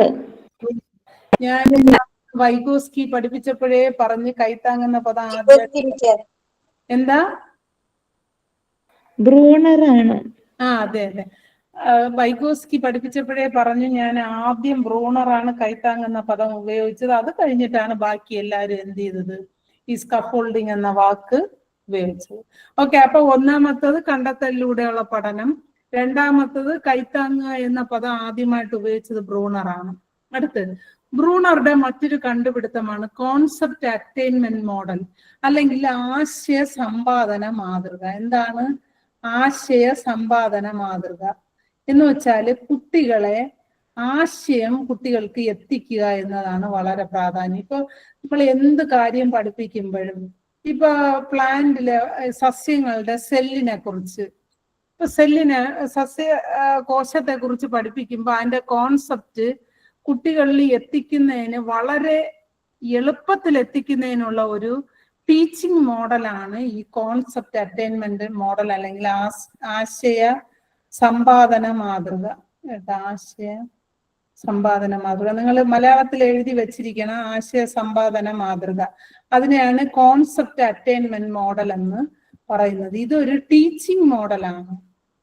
ജെറോമസ് ബ്രൂണർ ഡെവലപ്പ് ചെയ്ത ഒരു ടീച്ചിങ് മോഡലാണ് ആശയ സമ്പാദന മാതൃക എന്ന് പറയുന്നത്. ഇത് മൂന്നാമത്തെ അദ്ദേഹത്തിന്റെ കണ്ടുപിടുത്തം. അപ്പൊ ഒന്നാമത്തത് ഡിസ്കവറി ലേണിംഗ്, രണ്ടാമത്തെ സ്കഫോൾഡിങ് എന്ന പദം ആദ്യമായിട്ട് ഉപയോഗിച്ചത്, മൂന്നാമത്തെ കോൺസെപ്റ്റ് അറ്റൈൻമെന്റ് മോഡൽ അല്ലെങ്കിൽ ആശയ സമ്പാദന മാതൃക. ഇതൊരു ആക്റ്റീവ് ആയിട്ടുള്ള മോഡലാണ്. കുട്ടികളിൽ പുതിയ പുതിയ ആശയങ്ങൾ കൊണ്ടെത്തിക്കുക എന്നതാണ് ഈ ടീച്ചിങ് മോഡലിന്റെ ധർമ്മം എന്ന് പറയുന്നത്. ഓക്കെ. അടുത്ത അദ്ദേഹത്തിന്റെ സംഭാവനയാണ്, നാലാമത്തെ സംഭാവനയാണ് റെഡിനെസ് അല്ലെങ്കിൽ സന്നദ്ധത.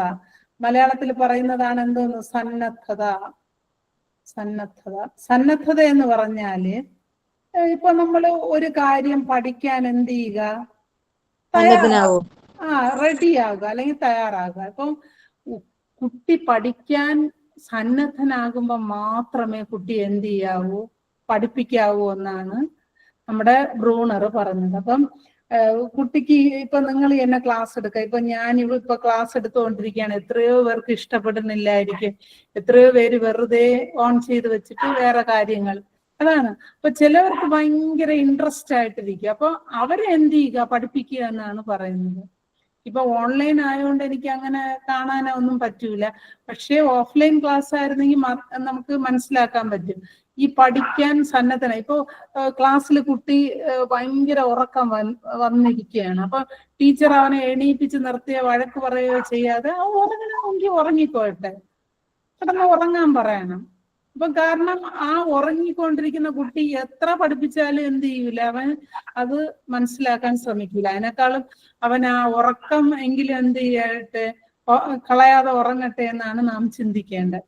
കാരണം കുട്ടി പഠിക്കാൻ റെഡി ആയിരിക്കുമ്പോൾ മാത്രമേ എന്ത് ചെയ്യാവൂ, കുട്ടികളെ പഠിപ്പിക്കാവൂ. എന്നാലേ ആ പഠിപ്പിക്കുന്നത് എഫക്റ്റീവ് ആയിരിക്കും. അല്ലെങ്കിൽ നിങ്ങൾ ഉറക്കം വന്നെങ്കിൽ കിടന്ന് ഉറങ്ങിക്കോളാം. ഞാൻ പറയും ക്ലാസ്സിൽ ഇങ്ങനെ ഉറങ്ങുന്ന കുട്ടികളോട് പറയും, നിങ്ങൾ റെസ്റ്റ് എടുത്തോ എന്ന് പറയും. കാരണം അവർക്ക് പഠിക്കാൻ ആ ഒരു സന്നദ്ധരല്ല, റെഡിനെസ് അവർക്കില്ല, അതാണ് പറയുന്നത്. അടുത്ത് രണ്ടാമത്തത് he opposed rote learning. Rote learning എന്ന് പറഞ്ഞാല് അറിയാമോ ആർക്കെങ്കിലും റോട്ട് ലേണിംഗ് എന്താണെന്ന്?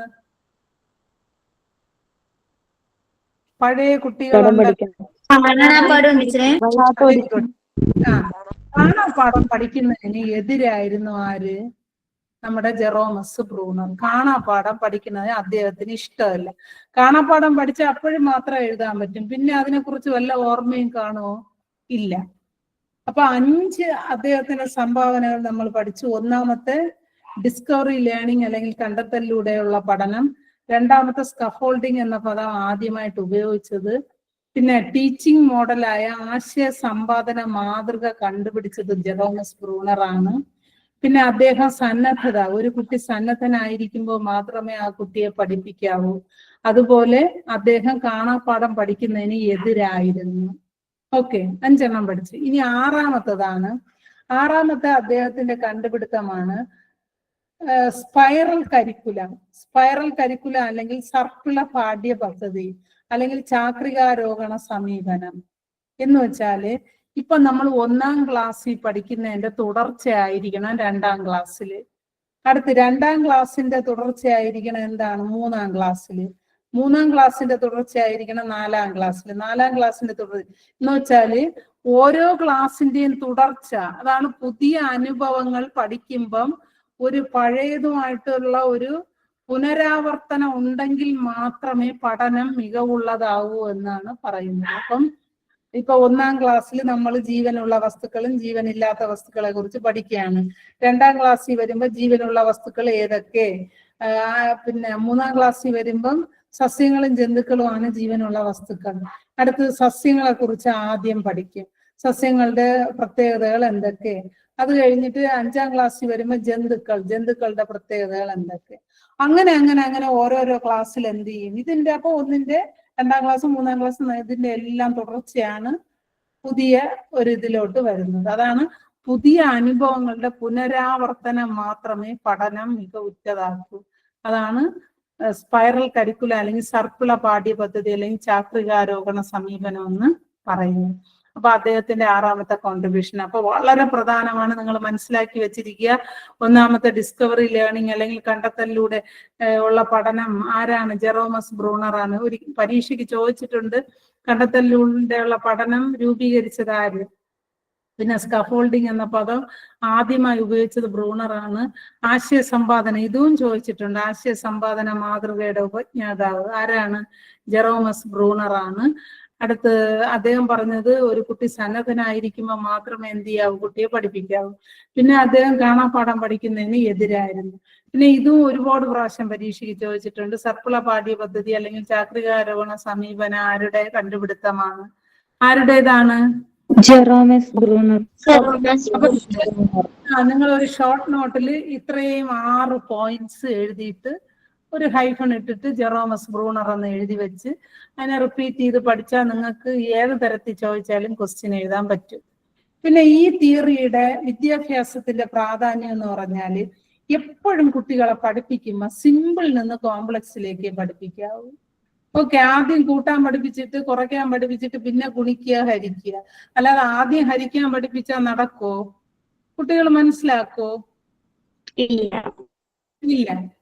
പിന്നെ എപ്പോഴും പഠനം കണ്ടെത്തി വേണം പഠിപ്പിക്കാൻ. കുട്ടികളെ സ്വയം ഇന്ന കാര്യം നീ കണ്ടെത്തി ആ വേർഡ് എവിടെ കിടക്കണമെന്ന് കണ്ടെത്താൻ പറയും.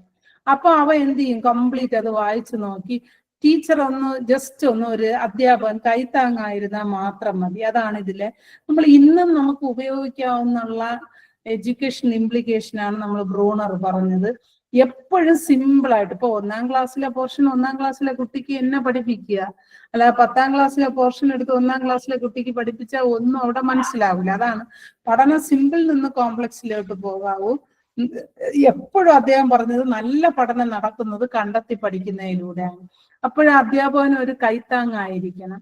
പിന്നെ കൂടുതലായിട്ട് സർപ്പിള പാഠ്യ പദ്ധതി ആയിരിക്കണം ആവിഷ്കരിക്കേണ്ടത്. പിന്നെ കാണാപ്പാഠം പഠിപ്പിക്കാൻ പാടില്ല. പിന്നെ എന്താണ്? കുട്ടികൾ സന്നദ്ധനായിരിക്കുമ്പോൾ മാത്രമേ കുട്ടിയെ പഠിപ്പിക്കാവൂ. ഇതൊക്കെയാണ് അദ്ദേഹത്തിന്റെ എന്താണ് സംഭാവന എന്ന് പറയുന്നത്. ഓക്കെ, ക്ലിയർ ആയ? ഇത്രയേ ഉള്ളൂ നമ്മുടെ ബ്രൂണറുടെ തിയറി. അപ്പൊ 2 തിയറി നമ്മൾ ഇന്ന് വളരെ പ്രധാനപ്പെട്ട 2 തിയറിയാണ് പഠിച്ചത്. നമ്മുടെ പിയാഷെയുടെയും പിന്നെ ആരുടെയാണ്? ജെറോമസ് ബ്രൂണറുടെ തിയറിയാണ് പഠിച്ചത്. 2ഉം വളരെ പ്രാധാന്യമാണ്. നിങ്ങൾ ആ ഓരോരോ കാര്യങ്ങൾ ഇമ്പോർട്ടന്റ് പറഞ്ഞതൊന്ന് നോട്ട് ചെയ്ത് വെച്ച് പഠിച്ചോളൂ. അടുത്ത് നമുക്ക്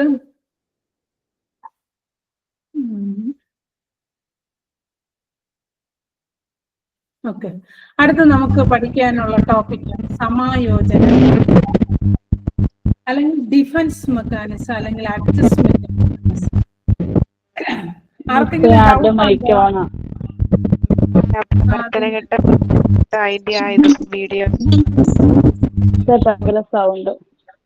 ആർക്കെങ്കിലും എന്തെങ്കിലും ഡൗട്ട് ഉണ്ടോ? ഇന്ന് ഈ രണ്ട് തിയറിയിൽ എന്തെങ്കിലും ഡൗട്ട് ഉണ്ടോ? പ്രവർത്തനഘട്ടം ബിംബനഘട്ടം അതിന്റെ വീട് അതിന്റെ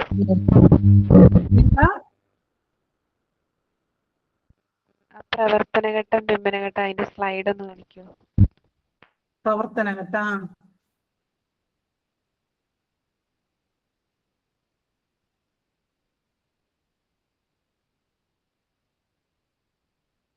വേറെ അല്ലാതെ എന്തെങ്കിലും അടുത്ത പോർഷനിലോട്ട് പോവാമല്ലോ.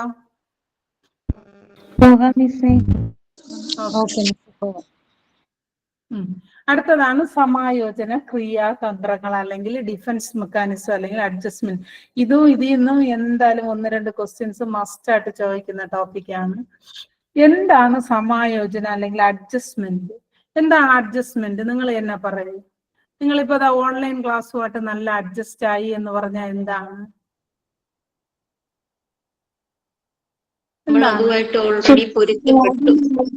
പൊരുത്തപ്പെട്ടു. വെരി ഗുഡ്, പൊരുത്തപ്പെട്ടു അല്ലേ? ഇപ്പൊ നിങ്ങളെ പിന്നെ ഈ ഭയങ്കര തണുപ്പുള്ള ഒരു രാജ്യത്ത് നിങ്ങളെ കൊണ്ട് നിർത്തിയാല് നിങ്ങൾ എന്ത് ചെയ്യും? ആദ്യം കുറച്ചു ദിവസം ഭയങ്കര ബുദ്ധിമുട്ടായിരിക്കും, അല്ലെങ്കിൽ നിങ്ങൾക്ക് ഇഷ്ടമില്ലാത്ത ഒരു ജോലി കിട്ടുകയാണെങ്കിൽ ആദ്യം കുറച്ച് പ്രയാസമായിരിക്കും. പിന്നെ നിങ്ങൾ അതുമായിട്ട് എന്ത് ചെയ്യും? പൊരുത്തപ്പെടും അല്ലേ? ഇപ്പൊ നമ്മൾ പെൺകുട്ടികളെ കല്യാണം കഴിച്ച് കൊടുക്കുമ്പോ ആദ്യം കുറച്ചു ദിവസം എന്താണ് പുതിയ വീട്ടിലൊക്കെ ചെന്ന് നിൽക്കാനൊക്കെ ഭയങ്കര പ്രയാസമായിരിക്കും. പിന്നെ പിന്നെ നമ്മൾ എന്ത് ചെയ്യും? ആ ലൈഫുമായിട്ട് നമ്മൾ എന്ത് ചെയ്യും? അഡ്ജസ്റ്റ് ആവും. അതാണ് സമായോജന. അപ്പൊ ഇങ്ങനെ അഡ്ജസ്റ്റ് ചെയ്യാതെ അവിടെ നിന്ന് ഒളിച്ചോടുന്നത് അല്ലെങ്കിൽ എന്തെങ്കിലും കാരണങ്ങൾ പറഞ്ഞ് അവിടെ പിടിച്ചു നിൽക്കാൻ പറ്റാത്തതിനെയാണ് എന്ത് പറയുന്നത്? സമായോജന എന്ന് വെച്ചാല് ഇപ്പൊ സമായോജനം എന്ന് പറഞ്ഞാൽ ഒരു സമൂഹവുമായി അല്ലെങ്കിൽ ഏതെങ്കിലും ഒരു സിറ്റുവേഷനിൽ നമ്മൾ അവിടവുമായിട്ട് പൊരുത്തപ്പെടുന്നു.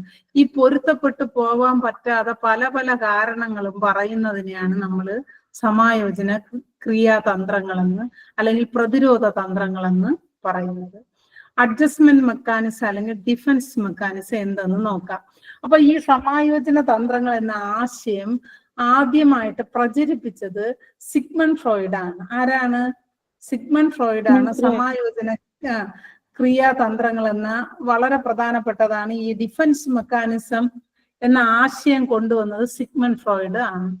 പിന്നെ കുട്ടികളിൽ കാണുന്ന മാനസിക പിരിമുറുക്കം, അകാരണ ഭയം, അമിതമായ ഉത്കണ്ഠ തുടങ്ങിയ പ്രശ്നങ്ങളിൽ നിന്നും മാനസിക സംഘർഷങ്ങളിൽ നിന്നും രക്ഷപ്പെടാനോ പ്രതികരിക്കാനോ വേണ്ടി വ്യക്തികൾ സ്വീകരിക്കുന്ന തന്ത്രങ്ങളെ, ഇപ്പം പിന്നെ പരീക്ഷ ഭയങ്കര പ്രയാസമായിരുന്നു, അപ്പൊ എന്ത് ചെയ്യുക?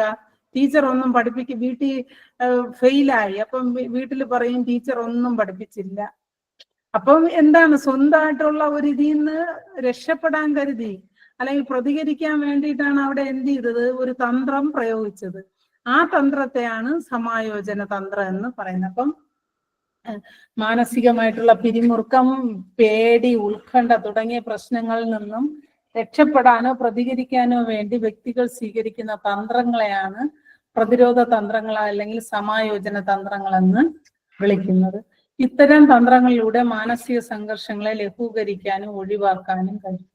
അപ്പൊ ഇങ്ങനത്തെ തന്ത്രങ്ങളിലൂടെ നമുക്ക് മാനസികമുണ്ടാകുന്ന പ്രശ്നങ്ങളെ അപ്പൊ അങ്ങനെ പറയുമ്പോ പാരന്റ്സ് വിചാരിക്കും എന്ത്? അയ്യോ പാവം, ഒന്നും പഠിപ്പിക്കാത്തത് കൊണ്ടാണ് എൻ്റെ മോൻ ഫെയിലായെന്ന്. അപ്പോഴെന്ത് ചെയ്യും? കുറച്ച് സന്തോഷം കിട്ടും അല്ലേ? ടെൻഷനൊക്കെ അങ്ങ് മാറും.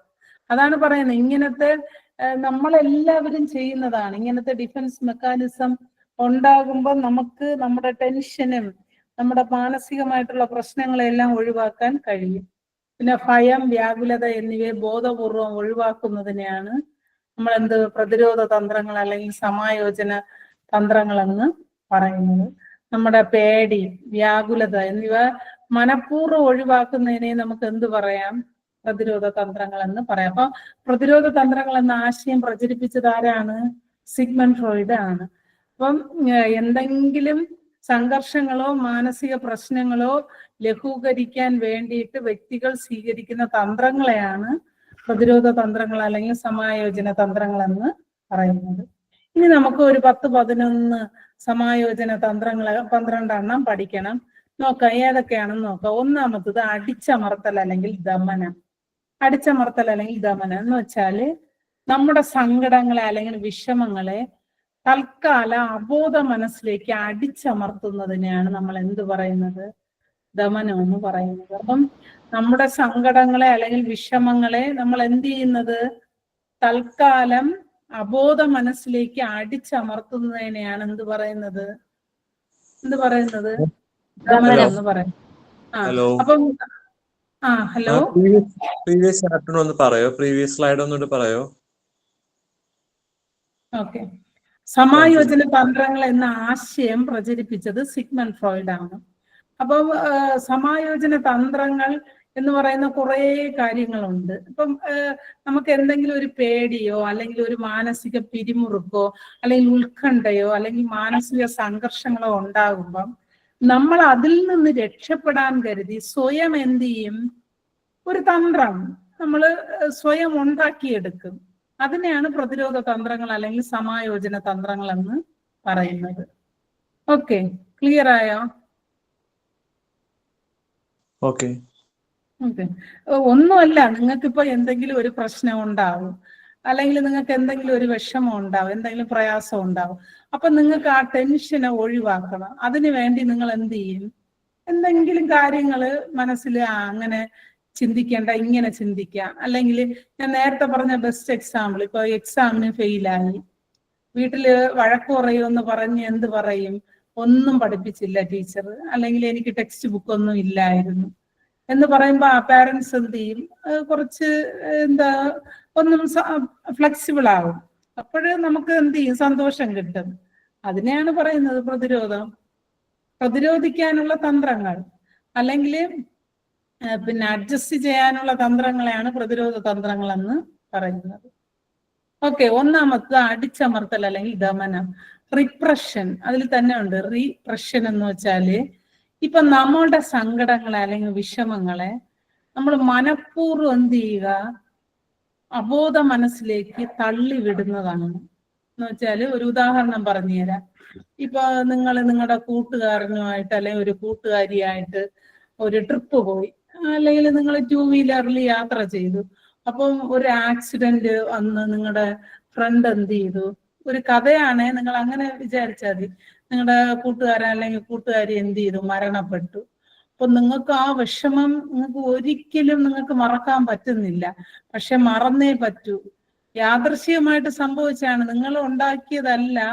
പക്ഷെ എങ്ങനെ ആക്സിഡന്റ് ആയി, ഇങ്ങനെ നമ്മുടെ കൂടെ ഇരുന്ന ആൾ എന്ത് ചെയ്തു? മരണപ്പെട്ടു. പക്ഷെ നിങ്ങൾക്ക് അത് ജീവിതത്തിൽ മറക്കാൻ പറ്റാത്ത ഒരു അനുഭവമാണ്. പക്ഷെ അത് മറന്നേ പറ്റൂ. മറന്നാലേ നമുക്ക് മുന്നോട്ട് പോകാൻ പറ്റൂ. അപ്പൊ നമ്മൾ മനഃപൂർവ്വം അത് ഓർക്കാതെ വേറെ കാര്യങ്ങളിൽ എന്ത് ചെയ്യും? നമ്മൾ ഇൻവോൾവ് ചെയ്യും, അല്ലെങ്കിൽ വേറെ കാര്യങ്ങളിൽ നമ്മൾ പങ്കെടുക്കും. ഇതിനാണ് അടിച്ചമർത്തൽ അല്ലെങ്കിൽ ദമനം എന്ന്. അപ്പൊ മറവിയുടെ പ്രധാന കാരണം ദമനം എന്നാണ് നമ്മുടെ സിഗ്മണ്ട് ഫ്രോയിഡ് പറഞ്ഞത്. പിന്നെ ഫ്രോയിഡിന്റെ അഭിപ്രായത്തിൽ വേദനാജനകമായ അനുഭവങ്ങളും മാനസിക സംഘർഷങ്ങളും സാക്ഷാത്കരിക്കാത്ത ആഗ്രഹങ്ങളൊക്കെ അബോധ മനസ്സിലേക്ക് തള്ളിവിടുന്ന പ്രക്രിയ.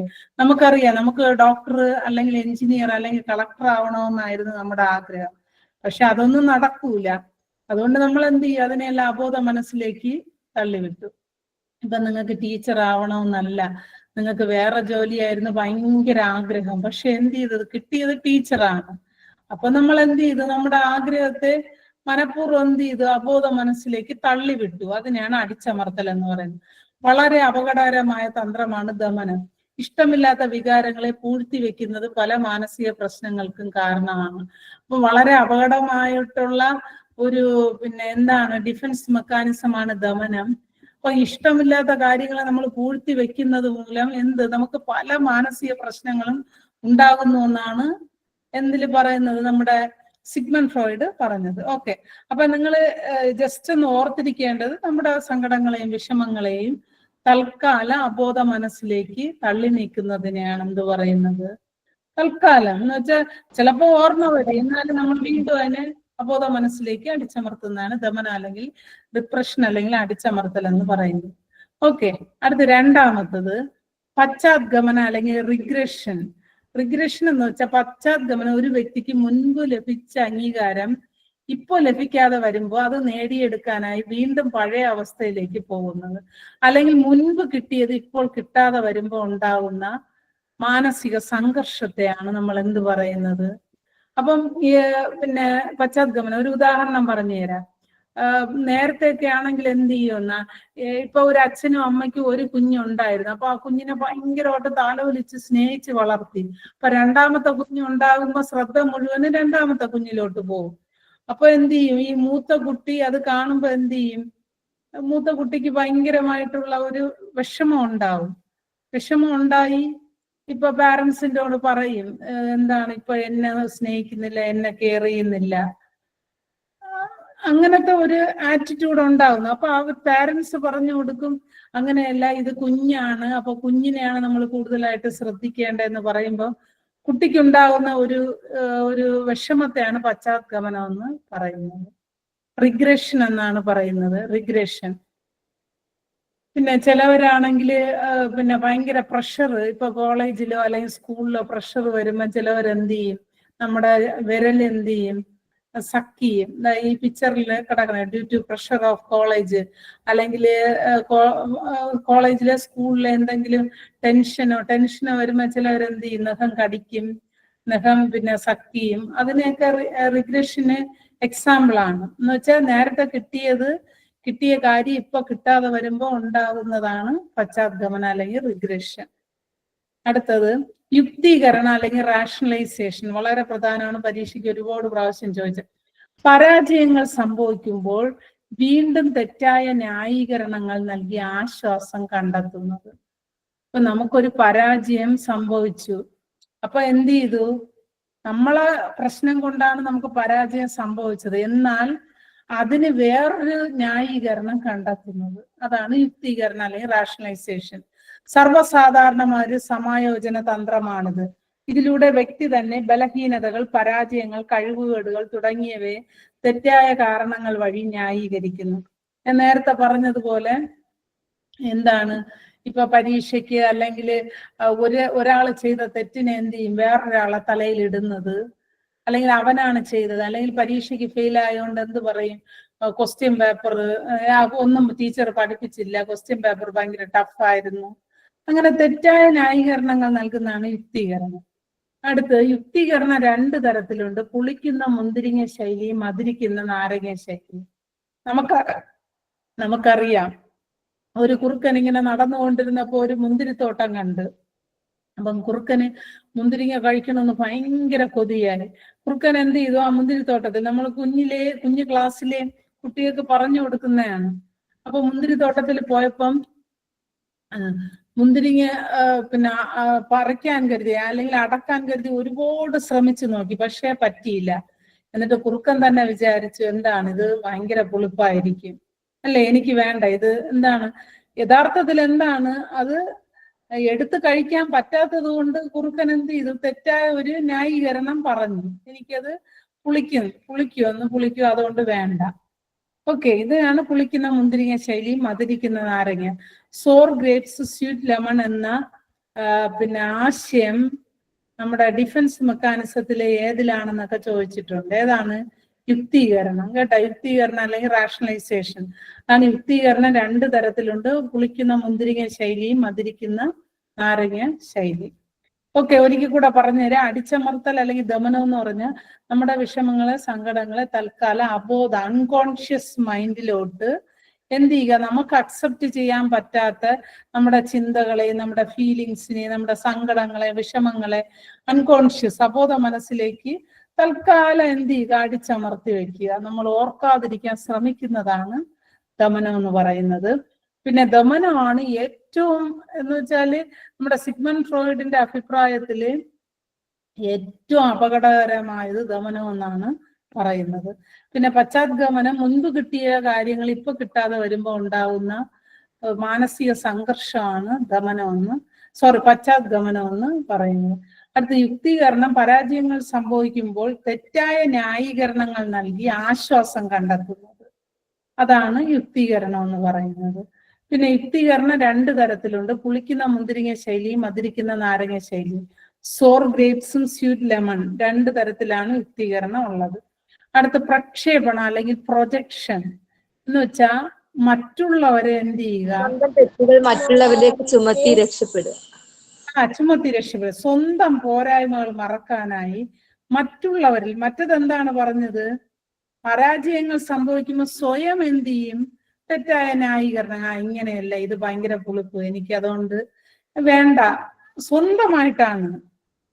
പരാജയങ്ങൾ സംഭവിക്കുമ്പോൾ തെറ്റായ ന്യായീകരണങ്ങൾ നൽകി ആശ്വാസം സ്വന്തമായിട്ട് കണ്ടെത്തുന്നതാണ് യുക്തീകരണം. പക്ഷെ പ്രക്ഷേപണം എന്ന് പറഞ്ഞാൽ സ്വന്തം പോരായ്മകൾ, ഇപ്പൊ എനിക്ക് എന്തെങ്കിലും തെറ്റുകൾ സംഭവിച്ചാൽ ഞാൻ എന്ത് ചെയ്യും, അതിനെ സ്വയം പിന്നെ എന്റെ പ്രശ്നമാണെന്ന് ചിന്തിക്കാതെ മറ്റുള്ളവൻ കാരണമാണ് എനിക്ക് ഇത് ഉണ്ടായെന്ന് എന്ത് ചെയ്യുന്നു, ആരോപിക്കുന്നത്. ഓക്കെ, ഇപ്പൊ വീട്ടില് ഇപ്പൊ പാരന്റ്സ് അല്ലെങ്കിൽ എന്താണ്, ഇവ വീട്ടില് പ്രശ്നം ഉണ്ടാക്കിയിട്ട് പറയും പാരന്റ്സ് ആണ് പ്രശ്നം ഉണ്ടാക്കിയെന്ന്. ഓക്കെ, ഇതിനെയാണ് പ്രക്ഷേപണം. ഞാൻ നേരത്തെ പറഞ്ഞ എക്സാമ്പിൾ ഇവിടെയാണ് കറക്റ്റ് ആയിട്ട് വരുന്നത്. കാരണം പരീക്ഷയ്ക്ക് ഫെയിൽ ആകുമ്പോൾ എന്ത് ചെയ്യും, മറ്റുള്ളവരെയാണ് കുറ്റം, ടീച്ചർ പഠിപ്പിച്ചില്ലെന്ന് ടീച്ചറിന്റെ തലയിലാണ് വെക്കുന്നത്. അതിനെയാണ് പ്രൊജക്ഷൻ. അല്ലെങ്കിൽ നിങ്ങൾ ഈ വേർഡ് മാത്രം ഓർത്ത്, ബ്ലെയിമിങ് അതേഴ്സ്, മറ്റുള്ളവരെ എന്ത് ചെയ്യുക, ബ്ലെയിം ചെയ്യുന്നത് എന്ന് വെച്ചാൽ പിന്നെ തെറ്റുകൾ ആരോപിക്കുന്നത്, സ്വന്തം പോരായ്മകൾ മറക്കാനായി മറ്റുള്ളവരിലേക്ക് തെറ്റുകൾ ആരോപിക്കുന്നത്.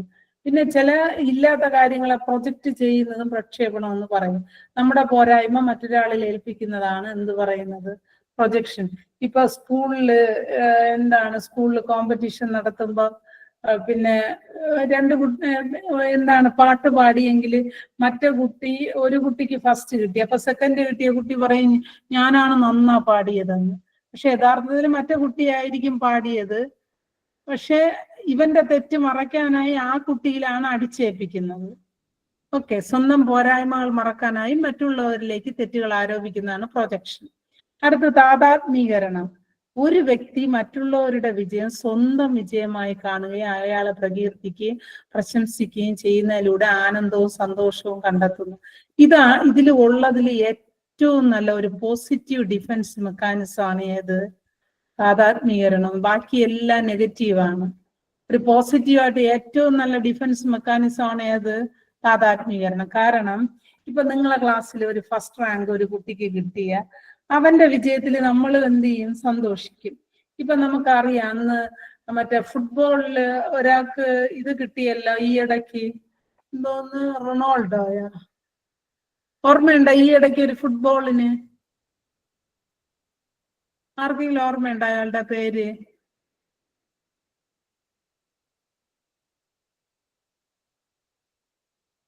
അല്ലെങ്കിൽ വേണ്ട, ക്രിക്കറ്റ്. ഇപ്പൊ നമ്മളെ സച്ചിൻ ടെണ്ടുൽക്കർ ക്രിക്കറ്റിൽ ജയിച്ച പിന്നെ എന്ത് ചെയ്യും, ഇപ്പൊ ഇന്ത്യയിലാണ് മത്സരത്തിന് പങ്കെടുത്ത് ജയിച്ച, ലോകം മുഴുവനും അയാളെ എന്ത് ചെയ്യും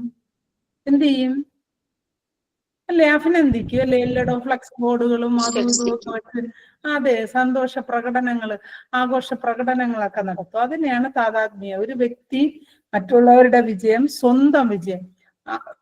ഇപ്പൊ നിങ്ങളിൽ തന്നെ ഇപ്പൊ PSCയിൽ ജോലി കിട്ടിയ, പക്ഷെ സ്വാഭാവികമായിട്ടും മിക്ക ഒരു 90% ആൾക്കാർക്കും ഈ താതാത്മീകരണത്തെ അക്സെപ്റ്റ് ചെയ്യാൻ പറ്റൂല. ഒരു 10% ആൾക്കാർക്ക് മാത്രമേ ഈ താതാത്മീകരണത്തെ എന്ത് ചെയ്യാൻ പറ്റും, അക്സെപ്റ്റ് ചെയ്യാൻ. ഇപ്പൊ നമ്മുടെ കൂട്ടുകാര് ഒരുമിച്ച് പഠിച്ചിട്ട് ഒരാൾക്ക് മാത്രം ജോലി കിട്ടി ഒരാൾക്ക് കിട്ടാതിരിക്കുമ്പം ഒരിക്കലും അവരെ സന്തോഷത്തിൽ എന്ത് ചെയ്യാൻ പറ്റൂല, നമുക്ക് സന്തോഷിക്കാൻ പറ്റൂല. പക്ഷെ സന്തോഷിക്കുന്ന ആൾക്കാരും ഉണ്ട്. ഓക്കെ, അതിനെയാണ് താതാത്മീകരണം എന്ന് പറയുന്നത്. അടുത്ത ഉദാത്തീകരണം, ഒന്ന് മറ്റൊന്നിന് പകരമാക്കുന്നത് അല്ലെങ്കിൽ സബ്സ്റ്റിറ്റ്യൂട്ട് ചെയ്യുന്നത്. ഇപ്പൊ ഉദാഹരണം എന്ന് വെച്ചാല് മക്കളില്ലാത്ത ധനാഢ്യൻ, ഭയങ്കര പണക്കാരൻ സാമൂഹ്യ പ്രവർത്തനങ്ങളിൽ ഏർപ്പെട്ട് തന്റെ ദുഃഖം മറക്കാൻ ശ്രമിക്കുന്നത്. എന്നുവെച്ചാല് ഒരു കാര്യം കിട്ടാത്തതിന് പകരം വേറൊരു കാര്യം ചെയ്യുന്നത്. സ്വാഗതാർഹം അല്ലാത്ത പ്രവൃത്തികളെയും വികാരങ്ങളെയും സമൂഹം അംഗീകരിക്കുന്ന വസ്തുക്കളുമായി കോർത്തിണക്കി മറ്റൊരു രൂപത്തിൽ അവതരിപ്പിക്കുന്ന തന്ത്രം, അല്ലെങ്കിൽ സമൂഹത്തിൽ നടക്കാതെ പോയതോ സ്വീകാര്യമല്ലാത്തതോ ആഗ്രഹങ്ങൾ സൃഷ്ടിക്കുന്ന നിരാശ മറികടക്കാൻ. ഇപ്പൊ നമുക്ക് ഒരു ആഗ്രഹമുണ്ട്, അത് നമുക്ക് നിറവേറ്റാൻ പറ്റിയില്ല, അതിന് പകരം നമ്മൾ എന്ത് ചെയ്തു, വേറൊരു കാര്യം ചെയ്യുന്നത്. അതിനെയാണ് ഒന്നിന് പകരം വേറെ ഒന്ന് ചെയ്യുന്നത്. അതാണ് സബ്ലിമേഷൻ അല്ലെങ്കിൽ ഉദാത്തീകരണം എന്ന് പറയുന്നത്. ഒന്ന് മറ്റൊന്നിന് പകരമാക്കുന്നത്. ഈ ഉദാത്തീകരണോ അനുപൂരണം അടുത്ത് നമ്മൾ പഠിക്കുന്നതും ഏകദേശം ഒരുപോലെയാണ്. അതുകൊണ്ട് ശ്രദ്ധിച്ചോളണം. അപ്പം ഒന്ന് മറ്റൊന്നിന് പകരമാക്കുന്നത്. ഉദാഹരണം, മക്കളില്ലാത്ത ആൾക്കാരെന്ത് ചെയ്യുക, സാമൂഹ്യ സേവന പ്രവർത്തനങ്ങളിൽ ഇതാവുന്നത്. അതുപോലെ തന്നെ എന്താണ് ഈ മറ്റേ ഇപ്പൊ മക്കളില്ലാത്തവര് ചെന്ന് അനാഥാലയത്തിൽ പോയിട്ട് അവിടത്തെ കുട്ടികൾക്ക് ഡ്രസ്സും ചോക്ലേറ്റും അതൊക്കെ വാങ്ങിച്ചു കൊടുക്കുന്ന എല്ലാം ഉദാത്തീകരണത്തിന് ഉദാഹരണമാണ്. അടുത്ത അനുപൂരണം, കോമ്പൻസേഷൻ. കോമ്പൻസേഷൻ എന്ന് വെച്ചാൽ ഒരു രംഗത്തിൽ പരാജയപ്പെട്ടാൽ മറ്റൊരു രംഗത്തിൽ വിജയത്തിലൂടെ അത് മറക്കാൻ ശ്രമിക്കുന്നത്. എന്ന് വെച്ചാൽ ഒരു കുട്ടി പഠിക്കാൻ ഭയങ്കര മോശമാണ്, പക്ഷേ സ്പോർട്സിൽ ഭയങ്കര മിടുക്കനാണ്. അപ്പം ഈ പഠിക്കുന്ന അതിനെ എന്ത് ചെയ്യും, വേറൊരു രംഗത്തിൽ അവൻ ശോഭിക്കും. പഠനത്തിൽ ശോഭിക്കാതെ വരുന്ന കുട്ടി സ്പോർട്സിൽ ശോഭിക്കുന്നു. അതാണ് ഒരു രംഗത്തിൽ പരാജയപ്പെട്ടാൽ അതിനെ മറികടക്കാൻ മറ്റൊരു രംഗത്തിൽ എന്ത് ചെയ്യുന്നത്, വിജയം കണ്ടെത്താൻ ശ്രമിക്കുന്ന. ഒരു മേഖലയിൽ ശോഭിക്കാൻ കഴിയാതെ മറ്റൊരു മേഖലയിൽ ശോഭിക്കുക, എന്നിട്ട് പരാജയം മറികടക്കുന്നത്. മനസ്സിലായ അനുപൂരണം എന്താണെന്ന്? മനസ്സിലായി. ഉദാത്തീകരണം എന്ന് വെച്ചാൽ ഒരു കാര്യത്തിന് പകരം വേറൊരു കാര്യം ചെയ്യണം. ഒന്ന് പരാജയപ്പെടുമ്പോ അതിന് പകരം അതേപോലത്തെ വേറൊരു കാര്യം ചെയ്യുന്നു. ഇതാണെങ്കിൽ ഒരു രംഗത്തിൽ പരാജയപ്പെട്ടാൽ മറ്റൊരു രംഗത്തിലൂടെ വിജയം കണ്ടെത്തുന്നത്. ഓക്കെ, ബെസ്റ്റ് എക്സാമ്പിൾ ആണ്. പഠിക്കാൻ പ്രയാസം ഉള്ള കുട്ടി സ്പോർട്സിൽ പക്ഷെ ഭയങ്കര മിടുക്കനായിരിക്കും. അപ്പം അവൻ ഈ പഠിത്തത്തിലെ കുറവ് അവൻ ഏതില് സന്തോഷിക്കും, സ്പോർട്സില് എന്ത് ചെയ്യും, അവൻ നേടിയെടുക്കും. അതിനെയാണ് അനുപൂരണം എന്ന്, കോമ്പൻസേഷൻ. അടുത്ത ആദേശം ചെയ്യൽ. ഒരു വ്യക്തിയിൽ നിന്നോ വസ്തുവിൽ നിന്നോ മറ്റൊരാളിലേക്ക് എന്താ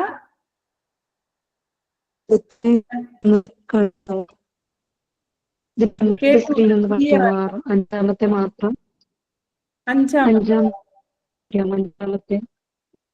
എന്താ അഞ്ചാമത്തെ നാലാമത്തെ മാത്രം. ഓക്കെ, പറയണോ, ഒരിക്കൽ പറയണമെന്നാണോ?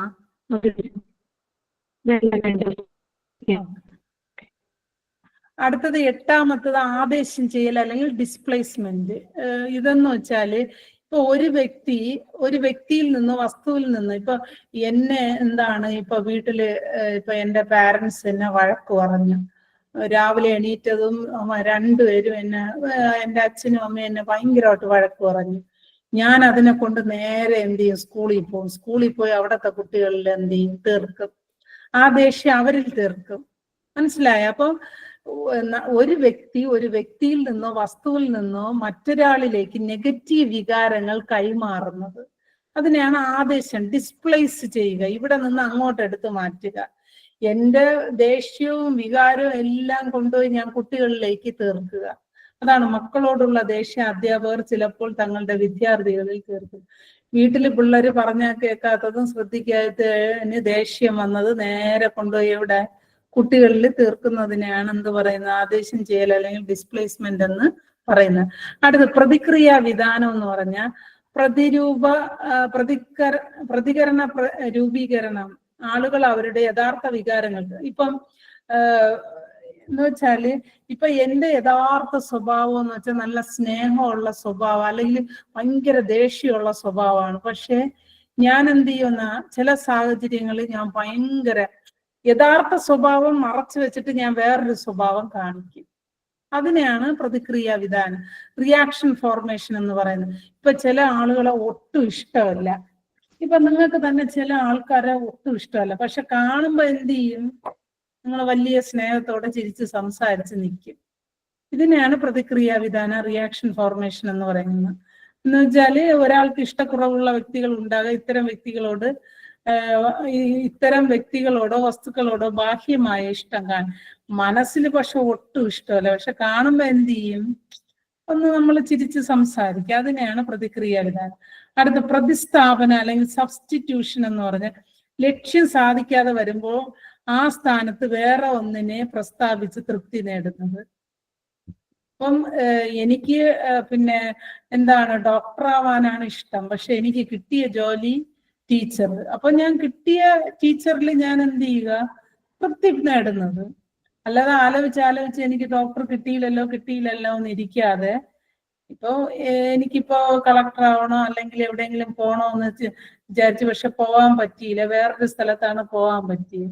അപ്പൊ അത് വെച്ച് ഞാൻ എന്ത് ചെയ്യുക, സന്തോഷമാവുന്നതാണ് പ്രതിസ്ഥാപനം. ഭയം, വ്യാകുലത, ഉത്കണ്ഠ ഒഴിവാക്കാൻ സാഹചര്യത്തിന്റെ യാഥാർത്ഥ്യത്തെ അവഗണിക്കുന്നു. ഓക്കെ. പ്രതിസ്ഥാപനം എന്ന് പറഞ്ഞാല് അനുപൂർണം ഒരേപോലെ എന്താ?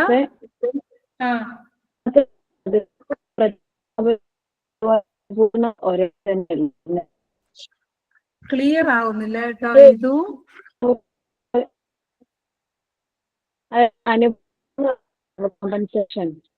ആർക്കെങ്കിലും ക്ലിയർ ആവുന്നുണ്ടോ? എനിക്ക് സൗണ്ട് ഇതും അനുപൂരണവും ഒരുപോലെ തന്നെയാണോ എന്നാണ് ചോദിക്കുന്നത് ടീച്ചർ.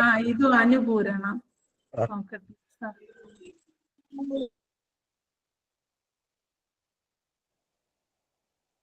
അനുപൂരണം അനുപൂരണം അല്ല, ചെറിയ വ്യത്യാസമുണ്ട്. ഇതെന്ന് വെച്ചാൽ അനുപൂരണം എന്ന് വെച്ചാല് ഇപ്പൊ ഒരു രംഗത്ത് പിന്നെ ശോഭിക്കാൻ പറ്റാതെ വിഷമിക്കുന്ന ആ ഒരു അവസ്ഥ വരുമ്പോ വേറൊരു രംഗത്ത് വിജയിക്കുന്നതാണ്. മറ്റേതാണെങ്കില് പ്രതിസ്ഥാപനം എന്ന് പറഞ്ഞാല് ഇപ്പൊ എനിക്കൊരു ലക്ഷ്യം ഉണ്ടായിരുന്നു, ആ ലക്ഷ്യത്തിൽ എനിക്ക് എത്താൻ പറ്റിയില്ല, എനിക്ക് വേറൊരു കാര്യമാണ് കിട്ടിയത്. അപ്പൊ ആ കിട്ടിയ കാര്യത്തിൽ ഞാൻ തൃപ്തി നേടുന്നു. എനിക്കൊരു ലക്ഷ്യം ഉണ്ടായിരുന്നു. ഇപ്പൊ എനിക്ക് ഡോക്ടർ ആവണമെന്നായിരുന്നു ആഗ്രഹം, പക്ഷെ എനിക്ക് ടീച്ചറാണ് കിട്ടിയത്. അപ്പൊ ഡോക്ടർ കിട്ടിയില്ല എന്ന് കരയാതെ ടീച്ചർ കിട്ടിയ പോസ്റ്റിൽ ഞാൻ സന്തോഷപ്പെടുന്നത്. മറ്റേതാണെങ്കിൽ അനുപൂരണം എന്ന് വെച്ചാല് ഒരു കുട്ടി ക്ലാസ്സിൽ നന്നായിട്ട് പഠിക്കൂല, പക്ഷെ അവ സ്പോർട്സിൽ ഭയങ്കര മിടുക്കനാണ്. അപ്പൊ സ്പോർട്സിൽ വിജയം നേടുന്നത്. അപ്പൊ ആ വിജയം നേടുമ്പോ മറ്റേതവ എന്ത് ചെയ്യും, അങ്ങ് മറക്കും. അതിനെയാണ് അനുപൂരം.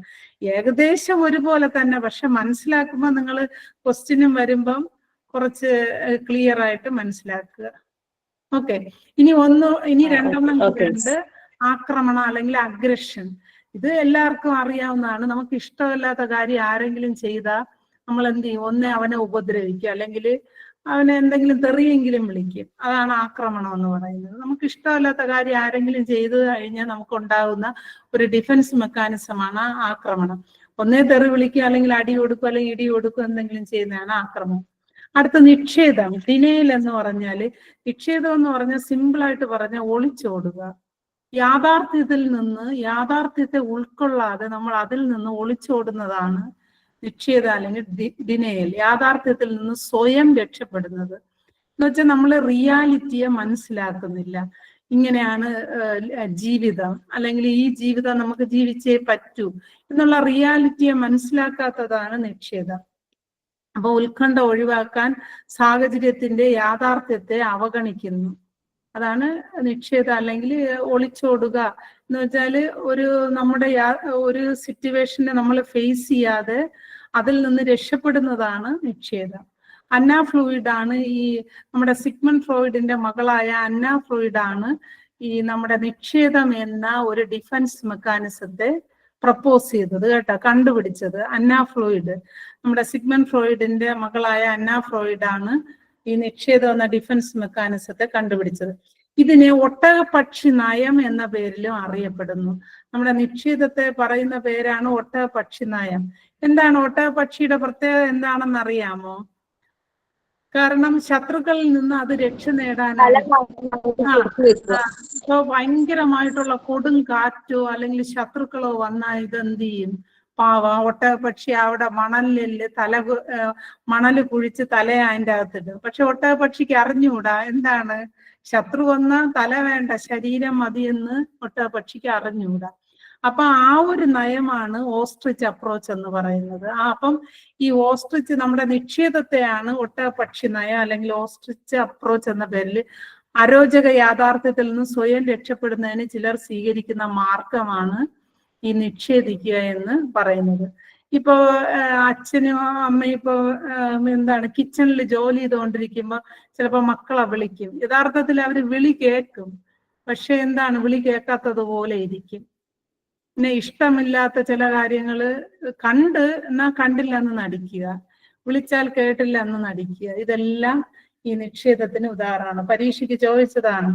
ഇപ്പൊ അമ്മ ഒരു കുട്ടിയെ വിളിച്ചപ്പം പക്ഷെ അവൻ യഥാർത്ഥത്തിൽ വിളി കേൾക്കാതെ ഇരുന്ന്. അത് നിക്ഷേപം എന്ന ഡിഫൻസ് മെക്കാനിസത്തിലാണ് വരുന്നത്. അപ്പൊ ഇത്രയുമാണ് പ്രധാനപ്പെട്ട 12 എണ്ണമാണ് പ്രധാനപ്പെട്ട ഡിഫൻസ് മെക്കാനിസം. വളരെ ഡൗട്ട് ചോദിച്ചോട്ടെ. 9 ഡിഫൻസ് മെക്കാനിസം അല്ലേ ഉള്ളത്? ഈ ഒട്ടകപക്ഷി മനോഭാവം എന്ന് പറയുന്ന പ്രൊജക്ഷനിൽ വരുന്നതല്ല? അല്ല, ഒട്ടകപക്ഷി നയം നിക്ഷേപം ഡിനയിലിൽ വരുന്നതാണ്. 9 എണ്ണം ചില ടെക്സ്റ്റുകളിൽ ഈ 8 എണ്ണം ഉണ്ട്, 7 എണ്ണം ഉണ്ട്. പക്ഷെ നിങ്ങൾക്ക് ഈ 12 എണ്ണം പഠിക്കുക. അപ്പൊ ഏതിൽ നിന്ന് ചോദിച്ചാലും നിങ്ങൾക്ക് എഴുതാം. 12 എണ്ണമാണ് കോമൺ ആയിട്ട് ഉള്ളത്. അപ്പോൾ അതിന്റെയൊക്കെ ഡിഫറൻസ് ഇപ്പൊ സിമ്പിൾ ആയിട്ട് നോട്ട് വെച്ചിരിക്കുകയാണ്. നിങ്ങൾ എല്ലാവരും ജസ്റ്റ് റിപ്പീറ്റ് ആയിട്ട് ഒന്നുകൂടെ വായിച്ച് എക്സാമ്പിളൊക്കെ കണ്ടെത്തി ഷോർട്ട് നോട്ട് പോലെയൊക്കെ എഴുതി വെച്ച് പഠിച്ചാൽ നിങ്ങൾക്ക് ഏത് ക്വസ്റ്റ്യൻ ചോദിച്ചാലും എഴുതാം. ഞാൻ ഇനി അടുത്ത ക്ലാസ്സിൽ കുറെ ക്വസ്റ്റ്യൻസ് ഉണ്ട്. അടുത്ത ക്ലാസ്സിൽ അതിനെക്കുറിച്ച് ക്വസ്റ്റ്യൻസും ബാക്കി ഇതും പഠിപ്പിക്കാം. അപ്പൊ ഇത്രയും പഠിപ്പിച്ച ഈ ഡിഫൻസ് മെക്കാനിസത്തിൽ എന്തെങ്കിലും ഡൗട്ട് ഉണ്ടോ?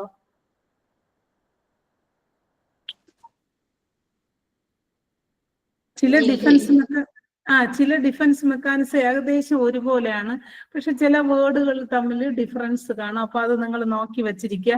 കുറെ എക്സാമ്പിളൂടെ പറഞ്ഞു തരുമ്പോൾ നിങ്ങൾക്ക് ക്ലിയർ ആവും. അപ്പൊ okay, thank you dears. Good night. Thank you miss. Thank you miss. Thank you ടീച്ചറെ. നിങ്ങൾ എല്ലാവരും ലീവ് ചെയ്തോളൂ കേട്ടോ. ക്ലാസ് അവസാനിച്ചു. നിങ്ങൾ എല്ലാവരും ലീവ് ചെയ്തോളൂ.